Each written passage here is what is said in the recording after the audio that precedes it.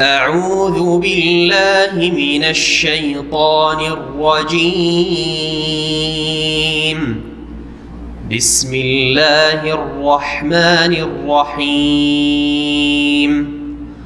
قد سمع الله قول التي تجادلك في زوجها وتشتكي إلى الله والله يسمع تحاوركما إن الله سميع بصير. الذين يظاهرون منكم من نسائهم ما هن أمهاتهم إن أمهاتهم إلا اللائي ولدنهم وإنهم ليقولون منكرا من القول وزورا وإن الله لعفو غفور. والذين يظاهرون من نسائهم ثم يعودون لما قالوا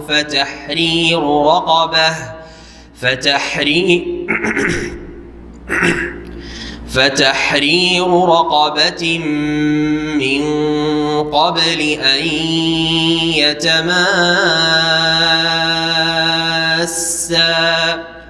ذلكم توعظون به والله بما تعملون خبير. فمن لم يجد فصيام شهرين متتابعين من قبل أن يتماسا فمن لم يستطع فإطعام 60 مسكينا ذلك لتؤمنوا بالله ورسوله وتلك حدود الله وللكافرين عذاب أليم. إن الذين يحادون الله ورسوله كبتوا كما كبت الذين من قبلهم وقد أنزلنا آيات بينات وللكافرين عذاب مهين. يوم يبعثهم الله جميعا فينبئهم بما عملوا أحصاه الله ونسوه والله على كل شيء شهيد.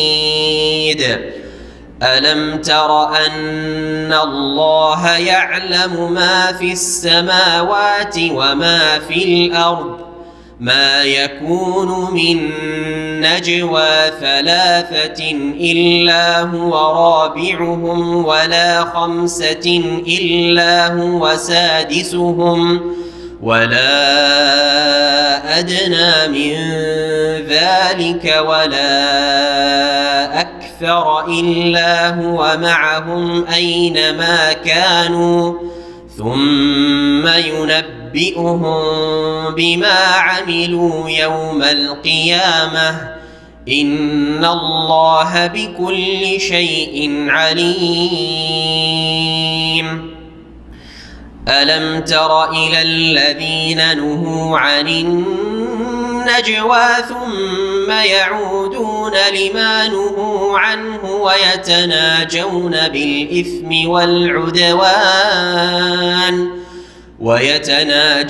بالإثم والعدوان ومعصية الرسول وإذا جاءوك حيوك بما لم يحيك به الله ويقولون في أنفسهم لولا يعذبنا الله بما نقول حسبهم جهنم يصلونها فبئس المصير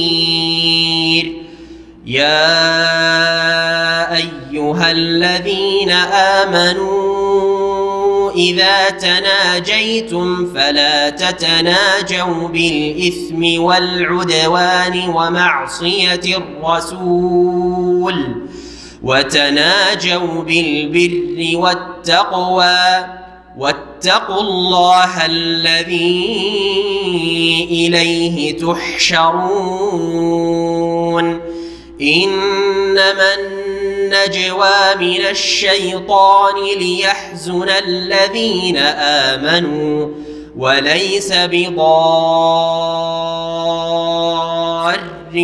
شيئا إلا بإذن الله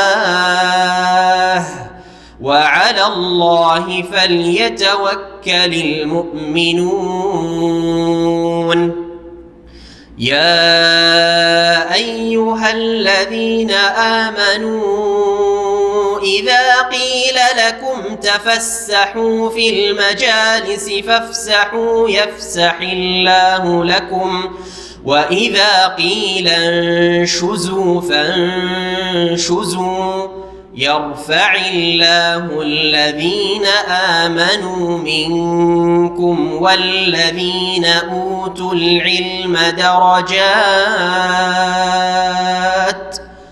والله بما تعملون خبير.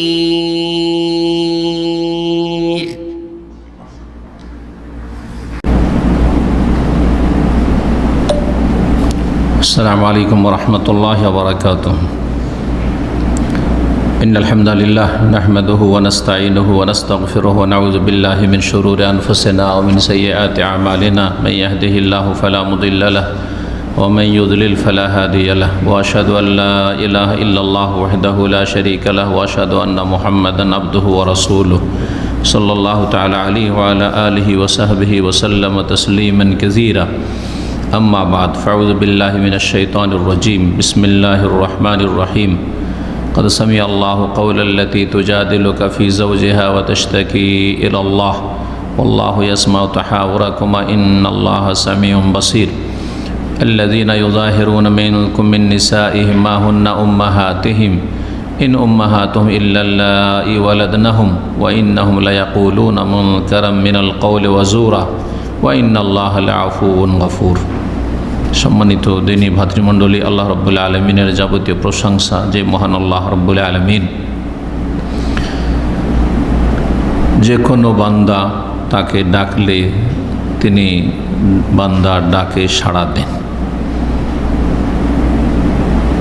সেই আল্লাহ পাক রব্বুল আলমিনের যাবতীয় প্রশংসা যে আল্লাহ পাক রব্বুল আলমিন আমাদেরকে পূর্ণাঙ্গ জীবন বিধান দ্বীন ইসলাম দান করেছেন, যাতে রয়েছে সার্বিক জীবনের যাবতীয় সমস্যার সমাধান। অসংখ্য সালাত ও সালাম নাজিল হোক আমাদের প্রিয় নবী শেষ নবী মুহাম্মদুর রাসূলুল্লাহ সাল্লাল্লাহু আলাইহি ওয়াসাল্লামের উপর, যিনি এই সমস্যার সমাধান মানব জাতির বিশদভাবে বর্ণনা করে গেছেন ওহির আলোকে, কোরআন এবং সুন্নাহ যা তাকে দেওয়া হয়েছে। আমাদের তাফসীর আজকে হবে সূরাতুল মুজাদালার। এই সূরার নাম সূরাতুল মুজাদালাও বলা হয়েছে আর মুজাদিলাও বলা হয়েছে, দুটোই পড়া যেতে পারে। মুজাদিলা ইসিম ফাইল বাবে মুফআলাত থেকে ওয়াহিদ মুআন্নাস অর্থাৎ বাদ অনুবাদকারিনী মুজাদিলা আল্লাতী তুজাদিলুকা, যিনি নবী সাল্লাল্লাহু আলাইহি সাল্লামের সাথে বাদ অনুবাদ করছিলেন, যে সাহাবী মহিলা মুজাদিলা। আর মুজাদালা যদি বলা হয় সেটি বাবে মুফআলাতের মাসদার জাদালা ইউজাদিলু জিদালান মুজাদালাতান, জি ফাহুয়া মুজাদিলুন। মুজাদালাও পড়া যেতে পারে, দুইভাবে পড়া হয়েছে এই সূরার নাম, মুজাদিলা দালে কাসরা দিয়ে আর মুজাদালা। এই সূরার প্রথম যে 4টি আয়াত রয়েছে, এই 4টি আয়াতের শানে নজুল বা এই আয়াতগুলি অবতীর্ণ হওয়ার কারণ বর্ণনা করা হয়েছে হাদিসে, যা প্রসিদ্ধ। সেই ঘটনাটি শোনায় আর তারপরে ইনশাআল্লাহ তাআলা তরজমা তাফসীর করব। এই আয়াতগুলিতে একটি গুরুত্বপূর্ণ ফিকহি মাসআলা রয়েছে, যার নাম জেহার। জেহার, স্ত্রীর সাথে জেহার করার মাধ্যমে স্ত্রীকে হারাম করে নেওয়া। যেটি হারাম করে নেওয়া হয় কিন্তু সেটি তালাক নয়, তালাক নয়। সেটি জাহিলিয়াতের যুগে এটিকে তালাক বলে গণ্য করত আরব মুশরিকরা,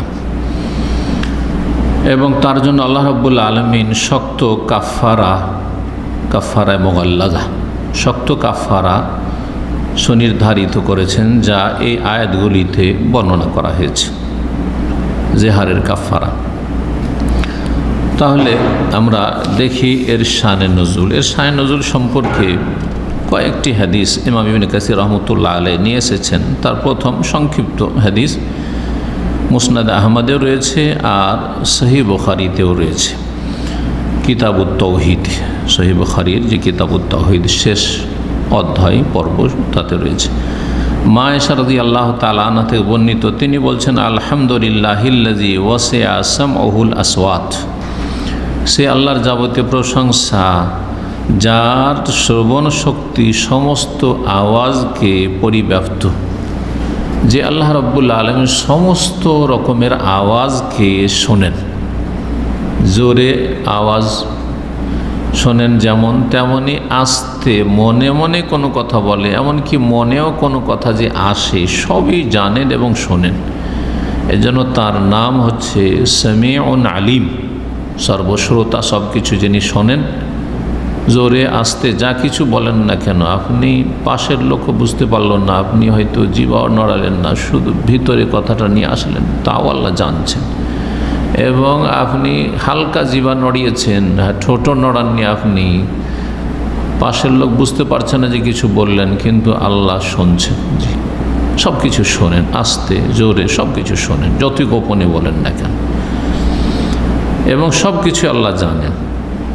আল্লাহর প্রশংসা জ্ঞাপন করছেন মা আয়েশা রাদিয়াল্লাহু তাআলা আনহা, যে সে আল্লাহর যাবতীয় প্রশংসা, যার শ্রবণ শক্তি সমস্ত রকমের আওয়াজকে পরিব্যাপ্ত, শামিল, সমস্ত আওয়াজকে তিনি ঘিরে রেখেছেন। লাকাদ জাআতিল মুজাদিলাতু, ঘটনা হচ্ছে এই যে বাদানুবাদকারিণী মহিলা খাওলা বিনতে সালাবা রাদিয়াল্লাহু তাআলা আনহা নবী সাল্লাল্লাহু আলাইহি সাল্লামের কাছে আসলেন, একজন বয়সিকা মহিলা। তুকাল্লিমুহু ওয়া আনা ফি নাহিয়াতিল বাইত, রাসূলুল্লাহ সাল্লাল্লাহু আলাইহি সাল্লামের সাথে খুব আস্তে আস্তে কথা বলছিলেন। আমি সেই বাড়ির, নিজের বাড়ির কক্ষের এক কেনারায় ছিলাম। ছোট একটা কক্ষ থাকতো, যে হুজরাতগুলি, যে কক্ষগুলি নবী সাল্লাল্লাহু আলাইহি সাল্লামের বিবিগণের ছিল একেবারে ছোট ছোট, সেই বাড়ির সেই ঘরের এক কোণাতে আমি ছিলাম। আর এই মহিলা এসে নবী সাল্লাল্লাহু আলাইহি সাল্লামের কাছে আমার ঘরে এসে কথা বলছিলেন, কিন্তু মা আসমাউ মা তাকুল, এই মহিলা যে কি বলছিলেন আমি শুনতে পাচ্ছিলাম না। অথচ আল্লাহ বলছেন যে আল্লাহ শুনে নিয়েছেন। আল্লাহ 7 আসমানের ওপর থেকে তার মহান আরশের ওপরে সমুন্নত, আল্লাহর 7 আসমানের ওপরে আল্লাহর আরশ, সেই আরশের ওপর থেকে শুনে ফেলেছেন। তাই আল্লাহর প্রশংসা করলেন যে আল্লাহ সমস্ত আওয়াজ শোনেন। আল্লাহ করিব, ফাইন্নি করিব, অত্যন্ত কাছে। আল্লাহ তার আরশ 7 আসমানের ওপর সমুন্নত থেকে সব কিছুর কাছে, শোনার দিক থেকে, জানার দিক থেকে, দেখার দিক থেকে, পরিবেষ্টনের দিক থেকে, কিছু ক্ষমতার দিক থেকে, বহু দিক রয়েছে। আল্লাহ রাব্বুল আলামিন অত্যন্ত নিকটে।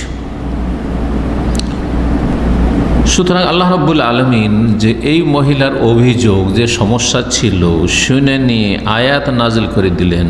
কাদ সামি আল্লাহু কাওলাল্লাতী তুজাদিলুকা ফি যাওজিহা, নিশ্চয় আল্লাহ রাব্বুল আলামিন শুনে নিয়েছেন ওই মহিলার কথা, যেই মহিলা বাদানুবাদ করছিল ফি যাওজিহা, তার স্বামীর সম্পর্কে, তার স্বামী সম্পর্কে অভিযোগ করেছিল যে আমার স্বামী এইরকম জেহার করে ফেলেছে আমার সাথে, ইয়া রাসূলুল্লাহ, আর খুব আস্তে বলছিলেন। এইভাবে মুসনাদ আহমদ এবং সহিহ বুখারীতে রয়েছে। লম্বা হাদিসটাও শোনায় মা আয়েশা রাদিয়াল্লাহু তাআলা আনহা থেকে ইমাম ইবনে আবি হাতেম বর্ণনা করেছেন এবং ইমাম ইবনে জারির তাবারিও বর্ণনা করেছেন। আয়েশা রাদিয়াল্লাহু তাআলা বলছেন, আন্নাহা ক্বালাত তাবারাকাল্লাযী আওআ সামআহু কুল্লা শাই, বরকতময় সেই সত্তা যার শ্রবণ শক্তি সব কিছুকেই সংরক্ষণকারী, সব কিছু শোনেন আল্লাহ রাব্বুল আলামিন। ইন্নী লা আসমাউ কালামা খাওলা বিনতা সালাবা ওয়া ইয়াখফা আলাইয়া বাদুহু, আমি খাওলা বিনতে সালাবা, সালাবার মেয়ে খাওলার কথাগুলি শুনছিলাম, কিন্তু কিছু কিছু শুনতে পাচ্ছিলাম না, কিছু শুনছিলাম কিছু শুনতে পাচ্ছিলাম, এত আস্তে তিনি বলছিলেন নবী সাল্লাল্লাহু আলাইহি ওয়াসাল্লামকে অভিযোগ করে। ওয়াহিয়া তাশতাকি যাওজাহা ইলা রাসূলিল্লাহ সাল্লাল্লাহু আলাইহি ওয়াসাল্লাম, আর সে অভিযোগ করেছিল তার স্বামী সম্পর্কে রাসূলুল্লাহ সাল্লাল্লাহু আলাইহি ওয়াসাল্লামের কাছে, আর বলছিল ওয়াহিয়া তাকুল ইয়া রাসূলুল্লাহ, হে আল্লাহ রাসূল, আকালাম মালি, আমার যা ধন সম্পদ ছিল আমার স্বামী সারা জীবন সব খেয়ে শেষ করে দিয়েছে, বাপের বাড়ি থেকে যা কিছু পেয়েছিল সব সংসারে লাগিয়ে দিয়েছি। ও আপনার স্বভাবই, আমার যৌবনকে ক্ষয় করে দিয়েছে, বুড়ি হয়ে গেছি, সারা জীবনটা ওর কাছেই চলে গেল আমার। ও নাসারাত লাহু বাতনি, আর আমার পেট তার জন্য ছেলে মেয়েকে ছড়িয়ে দিয়েছে, মানে অনেকগুলি ছেলে মেয়ে আমার হয়েছে। হাত্তা ইযা কাবুরাত সিন্নি বা কাবিরাত সিন্নি, যখন আমার বয়স বৃদ্ধি হয়ে গেছে, ওয়ান কাতা ওয়ালাদি, আর আমার ছেলে মেয়ে হওয়া বন্ধ হয়ে গেছে, জাহারাম মিন্নি, তো আমার স্বামী আমার সাথে জেহার করে ফেলেছে, আমাকে হারাম করে ফেলেছে। আল্লাহুম্মা ইন্নী আশকু ইলাইকা, আল্লাহ তোমার কাছে আমি অভিযোগ করছি। এই খাওলা রাদিয়াল্লাহু আনহা বলছেন, কালাত বলছেন মা আয়েশা রাদিয়াল্লাহু আনহা, ফামা বারিহাত হাত্তা নাজালা জিবরিলু বিহাযিহিল আয়া, ওই মহিলা না ছড়ে ধরে নিয়েছে, যাচ্ছে না, আমার কি হবে, আমি কোথায় যাব এই বয়সে, এই অবস্থায় ছিল। হঠাৎ করে জিবরাইল আলাইহিস সালাম এই আয়াতগুলি নিয়ে অবতরণ করেন রাসূলুল্লাহ সাল্লাল্লাহু আলাইহি ওয়াসাল্লামের কাছে। শুরু হচ্ছে এই সূরা মুজাদালার প্রথম আয়াতে, কাদ সামিআল্লাহু কাওলাল্লাতী তুজাদিলুকা ফি যাওজিহা, তার স্বামীর নাম ছিল আওস ইবনে সামিত, ওবাদা ইবনে সামিত রাদিয়াল্লাহু তাআলা, প্রসিদ্ধ যে সাহাবী খাজরাজ বংশের, এই ওবাদা ইবনে সামিতের ভাই আওস ইবনে সামিত রাদিয়াল্লাহু তাআলা আনহুমা। এই মর্মে আরও বেশ কিছু হাদিস রয়েছে। হাদিসে তার নাম খাওলাও এসেছে আর খোয়াইলাও এসেছে। আরবরা অনেক সময় খাওলা নামকে তাসগীর করে, আদর করে, স্নেহ করে খোয়াইলা তাসগীর করে বলতো, যেমন আনাসকে ওনাইস বলা, আবদকে ওবাইদ বলা, তো এইসব অভ্যাস ছিল। সুতরাং তাতে কোনো যায় আসে না, আর কোনো তাতে দ্বন্দ্ব নেই। এই সূরা আর এই প্রথম আয়াতগুলি এই মর্মেই নাজিল হয়েছে। এখন আমরা তাফসীর করি প্রথম আয়াত থেকে। আল্লাহ রাব্বুল আলামিন ইরশাদ করছেন, বিসমিল্লাহির রহমানির রহিম, কাদ সামিআল্লাহু কাওলাল্লাতী তুজাদিলুকা ফি যাওজিহা, নিশ্চয় আল্লাহ রাব্বুল আলামিন শুনে ফেলেছেন ওই নারীর কথা যেই নারী বাদানুবাদ করছিল।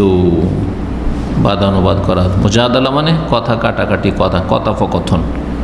আপনি কথা বলছেন, তার উত্তর আমি দিচ্ছি, তার উত্তর আপনি দিচ্ছেন, প্রতি উত্তর করা, বাদানুবাদ করা বা কথা কাটাকাটি করা। এই মুজাদালা তর্ক বিতর্ক করা, তর্ক বিতর্ক যেহেতু কথোপকথন হইতে থাকে বাদানুবাদ, সেজন্য তর্ক বিতর্ককে মুজাদালা বলা হয়।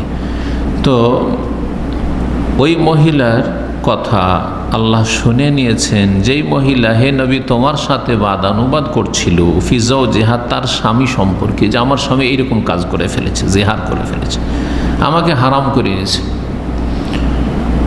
ওয়াতাশতাকি ইলাল্লাহ, এবং আল্লাহর কাছে সেই মহিলা অভিযোগ করছিল, অভিযোগ করছিল, আল্লাহর কাছে দোয়া করছিল যে আল্লাহ তুমি ফয়সালা করো, একটা আল্লাহ আমার সমস্যার সমাধান করো। ওয়াল্লাহু ইয়াসমাউ তাহাওয়ারাকুমা, নিশ্চয়ই আল্লাহ রাব্বুল আলামিন তোমাদের উভয়ের কথোপকথন শুনছেন। সেই মহিলা যা বলছিল তাও শুনছেন, আর রাসূলুল্লাহ সাল্লাল্লাহু আলাইহি ওয়াসাল্লাম যে উত্তর দিচ্ছিলেন তাও আল্লাহ রাব্বুল আলামিন শুনছেন। রাসূলুল্লাহ সাল্লাল্লাহু আলাইহি ওয়াসাল্লাম বলছিলেন যে এই বিষয়ে তো আমার কাছে কোনো কিছু নাজিল হয়নি, এ কথাই বলছিলেন। আর জাহিলিয়াতের যুগের যে নিয়ম নীতিমালা ছিল তাই আর কি। তো এই কথাই বলছেন রাসূলুল্লাহ সাল্লাল্লাহু আলাইহি ওয়াসাল্লাম। জি, বলছেন যে আল্লাহু ইয়াসমাউ তাহাওরাকুমা, তোমাদের উভয়ের কথোপকথন আল্লাহ রাব্বুল আলামিন শুনছিলেন। ইন্নাল্লাহা সামিউন বাসীর, নিশ্চয় আল্লাহ রাব্বুল আলামিন সব কিছু শোনেন এবং সব কিছু দেখেন। সামিউন সর্বশ্রোতা, বাসীরুন আর সর্বদ্রষ্টা, সব কিছু দেখেন। তারপরে আল্লাহ রাব্বুল আলামিন এখন বলছেন যে জেহার করা ভালো কাজ নয়, হারাম কাজ, ঘৃণ্য কাজ এবং মিথ্যা কথা। স্ত্রী কখনো মা হইতে পারে না, স্ত্রীকে মা বলা বা মায়ের সাথে তুলনা করা বা অন্য কোনো মাহরাম মহিলার সাথে, বোনের সাথে, খালার সাথে, ফুফুর সাথে, মেয়ের সাথে তুলনা করা, এটা অন্যায় কাজ, ঘৃণিত কাজ এবং মিথ্যা কথা। বলছেন যে আল্লাযীনা ইউযাহিরুনা মিনকুম মিন নিসাইহিম, তোমাদের মধ্য থেকে যারা নিজেদের স্ত্রীদের সাথে জেহার করে ফেলে। জেহার, এই কাজটির নাম জেহার কেন? এই জন্য যে আরবরা জাহিলিয়াতের যুগে এই জাহার শব্দটি, জাহার মানে পিঠ, পৃষ্ঠদেশ, এই জাহার শব্দটি ব্যবহার করতো। বলতো আনতে আলিয়া কা জাহারে উম্মি, স্ত্রীকে যখন তালাক দেওয়া উদ্দেশ্য হইতো তখন বলতে তুমি আমার কাছে আমার মায়ের পিঠের মতো, আমার মায়ের পিঠ যেমন হারাম তেমন তুমি হারাম, তোমাকে তালাক, এভাবে বলতো। তো এই জাহার শব্দটি যেহেতু ব্যবহার করতো প্রাচীন যুগ থেকে, সেই জন্য এর নামকরণ হয়ে গেছে জেহার। জি,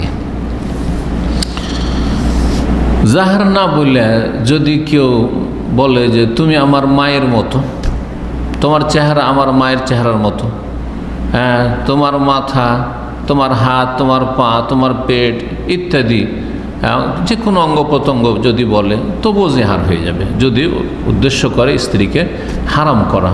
কিন্তু কথায় কথায় যদি এমনি বলে, যদিও এইরকম থেকে বলা থেকে বেঁচে থাকা উচিত। অনেক সময় দেখতে সদৃশ্যতা থাকে, তখন বলে যে তোমাকে দেখে আমার বোনের মতো লাগে, হ্যাঁ, তোমার চেহারাটা আমার অমুকের মতো, আমার বোনের মতো বা আমার খালার মতো লাগে, বা আমার মায়ের মতো তোমার চালচলন। তো উদ্দেশ্য যদি হারাম করা না থাকে তো হারাম হবে না ইনশাআল্লাহ, কারণ ইন্নামাল আমালু বিন্নিয়া, মানুষের আমল নির্ভর করে নিয়তের উপর। কিন্তু এতে আরবদের উদ্দেশ্য হয়তো স্ত্রীকে মায়ের সাথে অথবা কোনো মাহরামের সাথে তুলনা করে হারাম করার উদ্দেশ্য বা তালাক দেওয়া উদ্দেশ্য জাহিলিয়াতের যুগ হইতো। আর যদি নিয়ত করে যে আমি আমার স্ত্রীকে বলছি এটা হারাম করার জন্য, তাহলে সেটা কি হয়ে যাবে? জেহার হয়ে যাবে এবং সেই স্ত্রী হারাম হয়ে যাবে এবং সেই স্ত্রী হালাল করার জন্য কাফারা দিতে হবে, যে কাফারা আসছে বর্ণনা। তারপরে যেমন পিঠের সাথে খাস নাই, তেমনই শুধু মায়ের সাথে খাস নাই। যেমনটা বললাম যে মা ছাড়াও অন্য অন্য যেসব মহিলারা স্থায়ীভাবে হারাম, তাদের সাথেও যদি তুলনা করে আমার বোনের মতো, আমার খালার মতো ইত্যাদি, আমার দাদির মতো, আমার নানির মতো, আর উদ্দেশ্য করে জেহারের বা হারাম করা উদ্দেশ্য থাকে, তো হারাম হয়ে যাবে। এই ধরনের কথা থেকে বেঁচে থাকা উচিত।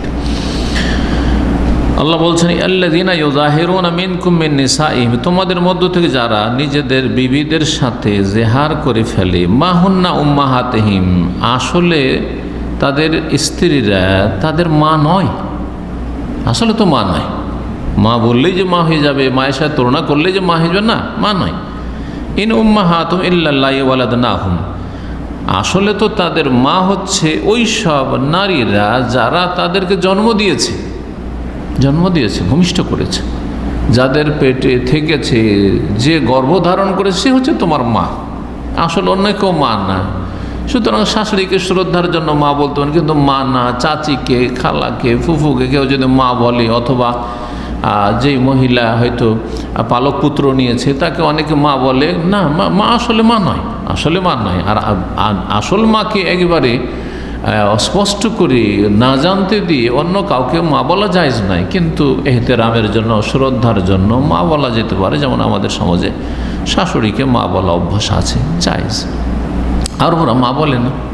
আমাদের সমাজে সৎ মাকে মা বলতেই হবে, না হলে বাপ অসন্তুষ্ট হবে, সৎ মা অসন্তুষ্ট হবে, সমাজও বলবে যে ছেলে তো খুব খারাপ, হ্যাঁ তার সৎ মাকে মা বলে না। কিন্তু আসলে সৎ মাও মা নয়, সৎ মাও মা নয় শরীয়তের দৃষ্টিতে। মা, এই যে আল্লাহ বলছেন ইল্লাল্লাহি ওয়ালাদনাহু, যে জন্ম দিয়েছে সে হচ্ছে মা। আর আরেকটা মা আছে কোরআনের ভাষা, উম্মাহাতুকুম আল্লাতী আরদানাকুম, আর তোমাদের ওই মায়েরা যে তোমাদেরকে স্তন্য দান করেছে, দুধ পান করিয়েছে, তো দুধ মা বলতে পারেন, এছাড়া আর কোনো মা নেই। হ্যাঁ, শরীয়তের দৃষ্টিতে মা বলতে পারেন। মায়ের ওপরে যারা আছে দাদিকেও মা বলা যায় শরীয়তের ভাষা। মা, তোমাদের মায়েদেরকে হারাম করা হয়েছে। মা মানে মাকে হারাম করা হয়েছে, দাদিকে হারাম করা হয়েছে, নানিকে হারাম করা হয়েছে, নানির মা, দাদির মা, দাদির দাদি, নানির নানি, সবগুলি মা ওপরে যত যাবে হারাম করা হয়েছে। তো এদেরকেও মা বলা যেতে পারে। বাকিগুলো আসলে কেউ মা নয়, বাকি কেউ মা নয়। শ্রদ্ধার জন্য মা বলেন, অসুবিধা নেই। বাপ সন্তুষ্ট থাকবে, সৎ মা সন্তুষ্ট থাকবে। সমাজে প্রচলন আছে সৎ মাকে মা বলা, মা বলেন, কোনো অসুবিধা নেই। খালা বলেন, তাও কোনো অসুবিধা নেই। ফুফু বলেন, আন্টি বলেন, তাও কোনো অসুবিধা নেই। শাশুড়িকে, সৎ মাকে, কোনো অসুবিধা নেই, কোনো বেয়াদবি নাই।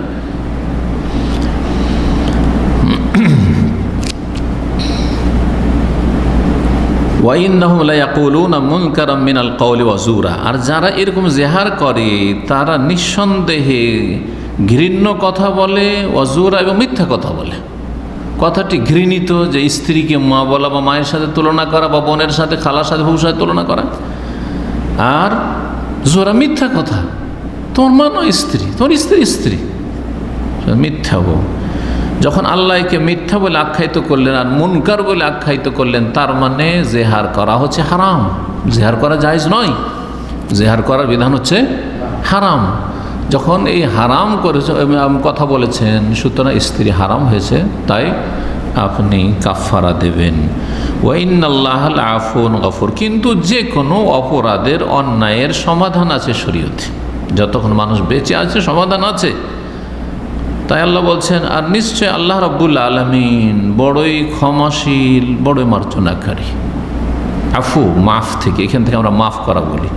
আল্লাহ রাব্বুল আলামিন ভুল ত্রুটি মাফ করেন এবং তিনি বড়ই মার্জনাকারী। সুতরাং ভুল হয়ে গেছে, তার সংশোধন আছে, কিন্তু সংশোধনে কাফারা দিতে হবে। এখন আল্লাহ রাব্বুল আয়াত নম্বর 3 এবং 4 কাফারা বর্ণনা করেছেন জেহারের। ওয়াল্লাযীনা ইউযাহিরুনা মিন নিসাইহিম, যারা নিজেদের বিবিদের সাথে জেহার করে ফেলে, যদি জেহার করে ফেলে, এই হারাম করে ফেলে। সুম্মা ইয়াউদুনা লিমা ক্বালু, জেহার করে ফেলে আর তারপর যদি তালাক দিয়ে দিল, কিন্তু যদি এই কথা প্রত্যাহার করতে চায় যে আমি স্ত্রী হিসাবে রাখবো আর আমি এর কাফারা দিয়ে তার সাথে আবার মেলামেশা করবো। সুম্মা ইয়াউদুনা লিমা ক্বালু, তারপরে প্রত্যাহার করতে চাই ওই কথা, যে কথা সে বলেছে, যে কথা বলে সে কথা থেকে ফিরে আসতে চাই, যে আমি অন্যায় কাজ করেছি, আমার স্ত্রী থাকবে, হারাম করব না, সেখান থেকে ফিরে আসতে চাই, তার সংশোধন করতে চাই।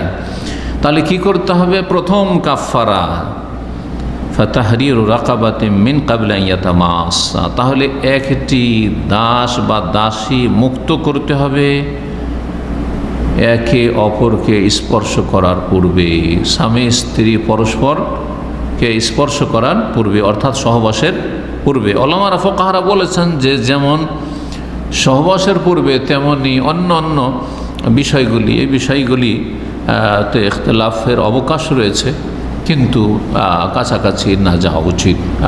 আলিঙ্গন করা, চুমন দেওয়া, অন্যান্য কাজ এগুলিও করবে না কাফারা দেওয়ার আগে।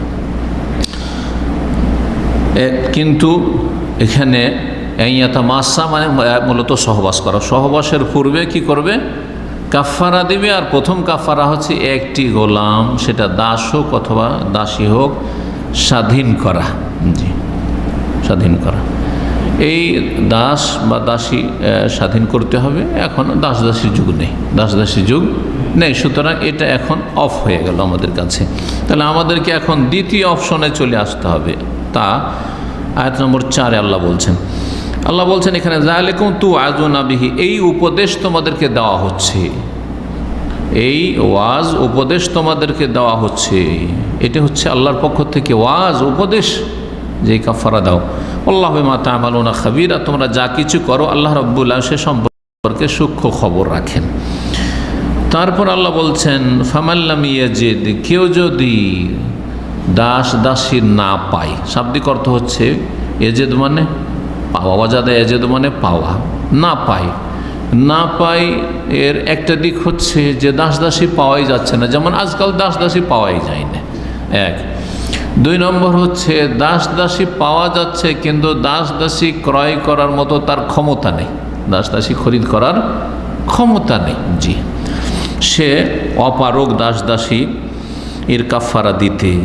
তাহলে যদি না পারে অথবা না পাওয়া যায় তাহলে কি করতে হবে? ফাসিয়ামু শাহরাইন মুতাতাবিআইন মিন ক্বাবলি আন ইয়াতামাসসা, তাহলে এক নাগারে 2 মাস সিয়াম পালন করবে, রোজা রাখবে, মিন ক্বাবলি আন ইয়াতামাসসা, পরস্পরকে স্পর্শ করার পূর্বে, সহবাসের পূর্বেই কি করতে হবে? 2 মাস অবিরাম সিয়াম পালন করতে হবে। শরীয়তের কোনো ওজর ছাড়া মাঝখানে সিয়ামে রোজাতে বিরতি দিতে পারবে না। শরীয়তের ওজর যদি থাকে তাহলে সেটা আলাদা কথা। শরীয়তের ওজর হঠাৎ করে সফর করতে হইল, এটা শরীয়তের ওজর। হঠাৎ করে অসুস্থ হয়ে গেল, শরীয়তের ওজর, জি। এ হচ্ছে কি এইভাবে অবিরাম একটানা রোজা রাখা। কয়টি রোজা রাখতে হবে? 60টি রোজা রাখতে হবে। শাহরাইন 2 মাস মানে 60টি রোজা রাখতে হবে, আরবি মাস হিসাবে রাখতে হবে। সুতরাং যদি 59 হয়ে যায় চাঁদ, তো সেই ক্ষেত্রে হয়তো অবকাশ আছে। সেটা যদি না পারে তার মানে সেটা কঠিন হইতে হবে। সেটা এই নয় যে আমি এত কি আর রোজা রাখা যায়, অথচ যুবক মানুষ 2 মাস রোজা রাখতে পারবে, সুস্থ মানুষ রোজা রাখতে পারবে, কিন্তু অসুস্থতার কারণে অথবা দুর্বলতার কারণে, অনেক দুর্বল, বয়স বেশি হয়ে গেছে, রোজা রাখতে পারবে না 2 মাস। এইরকম কোনো যদি ওজর থাকে যে 2 মাস রোজা রাখতে পারছে না, তাহলে কি করবে? আল্লাহ বলছেন ফামাল্লাম ইয়াস্তাতে, যেই ব্যক্তি 2 মাস একটানা অবিরাম রোজা রাখতে পারবে না, ফাইতামু সিত্তিনা মিসকিনান, তাহলে খাদ্য দান করবে 60 জন দরিদ্রকে। 60 জন মিসকিনকে কি করবে? খাবার দেবে। একজনের খাবার হচ্ছে আদসা, 1.5 কেজি, 1.5 কেজি করে। তার মানে কত হয়ে যাবে? 60 জন মিসকিনের খাবার, হ্যাঁ, 60 90 কেজি, 90 কেজি দিতে হবে। সেটা 60 জনকে দিই আর কমকে দিই, কিন্তু 60 জনের খাবার দিতে হবে। একজনই গরিব পাচ্ছে, খুব বেশি গরিব, তাকেই দিয়ে দিল 60 জনের খাবার, অসুবিধা ইনশাআল্লাহ তাআলা। এটা হচ্ছে তৃতীয় কাফারা, 60 মিসকিনকে খাবার দেবে। যালিকা লিতুমিনু বিল্লাহি ওয়া রাসূলি, এই বিধান এই জন্যই, এই কাফারাগুলি এই জন্যই যাতে করে তোমরা আল্লাহ এবং তার রাসূল সাল্লাল্লাহু আলাইহি ওয়াসাল্লামের প্রতি ঈমানকে বহাল রাখো। তোমাদের ঈমান থাকে, তোমাদের ঈমানের দাবি হচ্ছে যে তোমরা হারামে লিপ্ত হবে না। ঈমানের দাবি হচ্ছে যে তোমরা হারাম কাজ করেছো, সুতরাং এই হারাম থেকে মুক্ত হওয়ার জন্য, বিবিকে হালাল করার জন্য এই কাফারা দেবে। অতিলকা হুদুদুল্লাহ, আর এ হচ্ছে আল্লাহ রাব্বুল আলামিন নির্ধারিত সীমানা। হুদুদ হাদ্দুনের বহুবচন, সীমারেখা বা সীমানা। যেমন জমির সীমানা থাকে, আইল থাকে, ঠিক তেমনি এ হচ্ছে আল্লাহ রাব্বুল শরীয়তের সীমানা। ওয়ালিল কাফিরিন আযাবুন আলিম, এবং যারা কাফের, অমান্যকারী, অস্বীকারী, তাদের জন্য রয়েছে মর্মান্তিক শাস্তি, বেদনাদায়ক শাস্তি। আলিম, আলম থেকে, আলম মানে ব্যথা, বেদনা, এই জন্য আলিমুন মানে হচ্ছে বেদনাদায়ক শাস্তি, আলম মানে যন্ত্রণা, তো যন্ত্রণাদায়ক শাস্তি, মর্মান্তিক শাস্তি, এই শব্দগুলি দিয়ে অর্থ করতে পারেন আযাবুন আলিম। এই ছিল কাফারার কথা যা হাদিসে আসলো। জি, এই কাফারা আর একটি অপরাধের ক্ষেত্রে আছে। আর একটি অন্যায় যদি কেউ করে সেই ক্ষেত্রেও এই কাফারা এবং আল্লাহ জেহারের কাফারা সবচেয়ে শক্ত কাফারা আছে, সেটা কি বলতে পারেন? রমজান মাসে সিয়াম অবস্থায় কেউ যদি স্ত্রী সহবাস করে আর দুইজনের সম্মতি থাকলে দুইজন স্বামী স্ত্রী দুইজনকে এই কাফারা দিতে হবে, যেমন সহিহ বুখারী মুসলিমে রয়েছে। ইমাম ইবনে কাসির রাহমাতুল্লাহ আলাইহি বলছেন ফি কিসসাতিল জামা ইমরাতা ফি রমাদান, রমজান মাসে যেই ব্যক্তি নিজের স্ত্রীর সাথে সহবাস করে ফেলেছিল তার ক্ষেত্রে এই কাফারা রাসূলুল্লাহ সাল্লাল্লাহু আলাইহি সাল্লাম বলেছেন।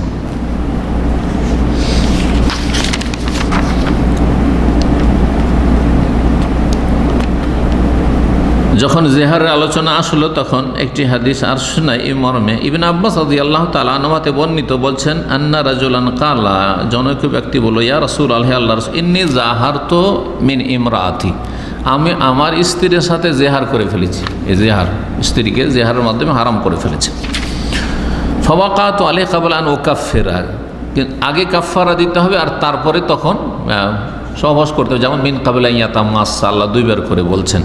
কাফারা আগে দিতে হবে, সেটা আপনার কাফারা সিয়ামের কাফারা হোক অথবা গোলাম আজাদ করার কাফার হোক, এমনকি খাবার দেওয়া, আগে খাবার দিয়ে দিতে হবে আর তারপরে তখন সেটাও, সেখানেও যদিও মিন ক্বাবলা ইয়াতামাসসা কথাটি আল্লাহ বলেননি, কিন্তু আগের বিধানটি এখানে প্রযোজ্য। আগে 60 মিসকিনকে খাওয়াবে আর তারপরে সহবাস করবে স্বামী স্ত্রী, এটি হচ্ছে শরীয়তের বিধান। কিন্তু এই লোক কাফারা দেওয়ার আগে কি করেছে, বলছে ফাওয়াকাতু আলাইহা, আমি সহবাস করে ফেলেছি ক্বাবলা আন উকাফিরা, কাফারা দেওয়ার আগে। এখন এর সমাধান কি? ফাকালা, রাসূল বললেন যে মা হামালাকা আলা যালিকা, এই কাজ করলে কেন? আগে কাফারা দিবে আর তারপরে তখন এই কাজ করবে, তুমি কেন এই কাজ করলে? ইয়ারহামুকাল্লাহ, আল্লাহ তোমার রহম করুক। বলছে ওই লোক, রায় তো খিলখালা হাফি দাউইল খামার, চাঁদনির রাত ছিল আর আমার স্ত্রী হাঁটছিল আর তার পায়ের যে তোড়া, হ্যাঁ পায়ে যে বা কঙ্কন যে পড়ে, দেখে আমাকে মানে খুব ভালো লেগেছে, যুবক মানুষ ছিল হয়তো, আর তারপরে তখন আমি থামতে পারিনি, সহবাস করে ফেলেছি কাফারা দেওয়ার আগে। কালা ফালা তাকরাব হাত্তা তাফআলা মা আমারাকা আল্লাহু আযজা ওয়া জাল্লা, যা করেছো এখন আর কাছে যাবে না যতক্ষণ পর্যন্ত মহান আল্লাহ যে নির্দেশ দিয়েছেন কাফারা দেওয়ার, কাফারা না দেবে, কাফারা দাও আর তারপরে স্ত্রীর কাছে যাও। ইমাম তিরমিজি এবং আবু দাউদ নাসাই হাদিসটি বর্ণনা করেছেন। তাহলে কেউ যদি এরকম কাজ করে দেয় তো আর ভিন্ন কোনো কাফারা নেই, বরং আল্লাহর কাছে তওবা করবে এবং কাফারা দিয়ে দিবে। একবার ভুল হয়েছে, বারবার আর কাফারা দেওয়ার আগে এইরকম অপরাধ করবে না। তারপরে আল্লাহ রাব্বুল আলামিন এরশাদ করছেন আল্লাহ এবং রসুলের বিরুদ্ধাচরণকারীদের সম্পর্কে, আল্লাহ তাদেরকে দুনিয়া আখিরাতে লাঞ্ছিত করছেন এবং করবেন ইনশাআল্লাহ তাআলা। বলছেন ইন্নাল্লাযীনা ইউহাদ্দুনাল্লাহ ওয়া রাসূলাহু কুবিতু কামা কুবিতাল্লাযীনা মিন ক্বাবলিহিম, নিশ্চয় যারা আল্লাহ এবং তার রাসূল সাল্লাল্লাহু আলাইহি সাল্লামের বিরুদ্ধাচরণ করে, যারা আল্লাহ রসুলের কি করে, বিরোধিতা করে, আল্লাহর দ্বীনের বিরোধিতা করে, আল্লাহর বিধানের বিরোধিতা করে, আল্লাহর বান্দাদের বিরোধিতা করে, শত্রুতা করে, যারা মুসলিম নিধন করতে চায়, মুসলিমদের কষ্ট দেয়, সব এরা আল্লাহ বিরোধী, আল্লাহ দ্রোহী। যারা আল্লাহ দ্রোহী, যারা রাসূল সাল্লাল্লাহু আলাইহি সাল্লাম দ্রোহী, তাদের সম্পর্কে আল্লাহ বলছেন কঠোর শাস্তির কথা দুনিয়া এবং আখিরাত। কুবিতু কামা কুবিতাল্লাযীনা মিন ক্বাবলিহিম, কুবিতু মানে ওহীনু, তাদেরকে লাঞ্ছিত করা হবে যেমন লাঞ্ছিত করা হয়েছে তাদের পূর্ববর্তী কাফের মুশরিক আল্লাহ দ্রোহীদেরকে। যুগে যুগে আল্লাহ এবং রাসূল যারা বিরোধিতা করেছে তাদেরকে যেমন আল্লাহ লাঞ্ছিত করেছেন, সেইভাবে লাঞ্ছিত করা হবে। যেমন লাঞ্ছিত করেছেন নূহ আলাইহিস সালামের কাফের জাতিকে, ডুবিয়ে ধ্বংস করেছেন। যেমন লাঞ্ছিত করেছেন আদ সম্প্রদায়কে, হুদ আলাইহিস সালামের জাতিকে। যেমন লাঞ্ছিত করে ধ্বংস করেছেন সামুদ সম্প্রদায়কে, সালেহ আলাইহিস সালামের জাতিকে। যেমন লাঞ্ছিত করেছেন, ধ্বংস করেছেন লূত আলাইহিস সালামের বিরোধী দুশমন জাতিকে। যেমন লাঞ্ছিত করেছেন ফেরাউন এবং ফেরাউনের সেনাবাহিনীকে। এইভাবে যুগে যুগে আল্লাহ রাব্বুল আলামিন আম্বিয়া রসুলগণের শত্রুদেরকে, যারা আল্লাহ দ্রোহী, রসুল দ্রোহী, আম্বিয়া দ্রোহী, তাদেরকে লাঞ্ছিত করেছেন। ইহুদিদেরকে যুগে যুগে আল্লাহ লাঞ্ছিত করেছেন, তাদের ওপর মার দিয়েছেন আল্লাহ রাব্বুল আলামিন যুগে যুগে। কুবিতু কামা কুবিতাল্লাযীনা মিন ক্বাবলিহিম, এইরকমই যদি মক্কার কাফের মুশরিকরা, তাদেরকে সতর্ক সাবধান করা হচ্ছে, তাদের যেন শোনানো হচ্ছে। মদিনার ইহুদিরা, মদিনার মুনাফিকরা, এরা যদি আল্লাহ এবং রসুলের বিরুদ্ধাচরণ করে, আল্লাহ দ্রোহিতা দেখায়, আল্লাহর দিনের শত্রুতা করে, আল্লাহর বান্দাদের সাথে শত্রুতা করে, কবে তাহলে তাদেরকে লাঞ্ছিত করা হবে, যেমন লাঞ্ছিত করা হয়েছে তাদের পূর্ববর্তী কাফের আল্লাহ দ্রোহীদেরকে। ওয়াকাদ আনজালনা আয়াতিন বাইয়িনাত, আর নিশ্চয়ই আমি সুস্পষ্ট আয়াত সমূহ নাযিল করেছি। ওয়ালিল কাফিরিন আযাবুম মুহিন, আয়াত বলতে এখানে প্রথম হচ্ছে শরীয়তের আয়াত, কোরআন কারীমের আয়াত, বিধিবিধান। আর আয়াত বলতে আল্লাহ রাব্বুল আলামিনের যেসব নিদর্শনাবলী মুজিজাত রয়েছে নবী রাসূলগণের সাথে, সেগুলিকে আয়াত বলা হয়। সেগুলিও সুস্পষ্ট আল্লাহ নাযিল করেছেন। প্রতিটি নবীকে আল্লাহ কী করেছেন? অনেক মুজিজা দিয়েছেন। আর শেষ নবী মুহাম্মদ সাল্লাল্লাহু আলাইহি ওয়াসাল্লাম সবচেয়ে বেশি মুজিজাত দিয়েছেন। ওয়ালিল কাফিরিন আযাবুম মুহিন, আর কাফেরদের জন্য রয়েছে লাঞ্ছনাকর আযাব, শাস্তি। কাফেরদের জন্য রয়েছে মহিন, এহানাতুন থেকে লাঞ্ছনাকর, বা সেটি হচ্ছে আপনার অপমানজনক শাস্তি দুনিয়া এবং আখেরাতে। তারা দুনিয়াতে অপমানিত হবে, লাঞ্ছিত হবে, আর আখেরাতে অপমানিত আর লাঞ্ছিত হবে। দুনিয়াতে কীভাবে লাঞ্ছিত অপমানিত হলো? মক্কার মুশরিকরা কত জুলম অত্যাচার, কত বাড়াবাড়ি করলো, কিন্তু রাসূলুল্লাহ সাল্লাল্লাহু আলাইহি ওয়াসাল্লাম যখন মক্কা বিজয়ের জন্য প্রবেশ করলেন, তখন কত তারা লাঞ্ছিত, অপদস্থ। রাসূলুল্লাহ সাল্লাল্লাহু আলাইহি ওয়াসাল্লাম তাদেরকে কোনো শাস্তি দিলেন না, একবারে সাধারণ ক্ষমা ঘোষণা করলেন। কিন্তু তাদেরকে জিজ্ঞাসা করলেন যে তোমরা কি আশা করতে পারো আমার থেকে? আমার সাথে যে আচরণ তোমরা করেছো, কিন্তু এখন কি আচরণের আশা করো? আমি তোমাদের সাথে কি করতে পারি বলো দেখি। তখন অসহায় হয়ে বলেছিল তারা যে আপনি করিম, সম্মানিত, আপনার বাপ দাদা পূর্বপুরুষ সবাই করিম বিন করিম, সবাই সম্মানিত, আপনার কাছ থেকে ভালো ছাড়া আর কোনো আশা করি না, কল্যাণের আশা করি, করুণার আশা করি, দয়ার মায়ার আশা করি, আমাদের সাথে খারাপ ব্যবহার আপনি করবেন না, ভালোই আশা করি। রাসূলুল্লাহ সাল্লাল্লাহু আলাইহি ওয়াসাল্লাম ইযহাবু ফাআনতুম তালাকা, যাও তোমাদেরকে ছেড়ে দিলাম, ক্ষমার ঘোষণা করে দিলাম, সাধারণ ক্ষমা, কোনো তিরস্কার নেই। লা তাসরিবা আলাইকুমুল ইয়াউম ইয়াগফিরুল্লাহু লাকুম, কোনো তিরস্কার নেই, কোনো তিরস্কার নেই। এই কথাই বলেছেন ইউসুফ আলাইহিস সালাম তার ভাইদেরকে। উদার মনের মানুষরা এইরকমই হয়ে থাকে। আল্লাহ রাব্বুল যেন আমাদেরকে উদার অন্তর দান করেন এবং উদার নীতি পালনে তৌফিক দান করেন, সবার সাথে উদারতা দেখাবার তৌফিক দান করেন, তবে দিনের হেফাজতের সাথে। এক শ্রেণীর লোকেরা উদারতার নামে নিজের দিনকে বিক্রি করে, ধর্মকে বিক্রি করে দিচ্ছে, শিরক কুফরিতে লিপ্ত হয়ে যায়, সব কিছুর সাথে সমঝোতা। এই গুমরাহি থেকে আল্লাহ যেন আমাদেরকে বাঁচিয়ে রাখেন। ইয়াউমা ইয়াবাসুহুমুল্লাহু জামিয়ান, এখন আল্লাহ রাব্বুল আলামিন পরকালের কথা, কিয়ামত, পুনরুত্থানের কথা বলছেন। স্মরণ করো সেই দিনকে, যেই দিন সকল মানুষকে আল্লাহ পুনরুত্থিত করবেন, ওঠাবেন। ফায়ুনাব্বিহুম বিমা আমিলু, যা কিছু তারা পৃথিবীতে করেছিল সে সম্পর্কে জানিয়ে দেবেন, কে কি করে এসছো আর তার পরিণাম কি, সব জানতে পারবে।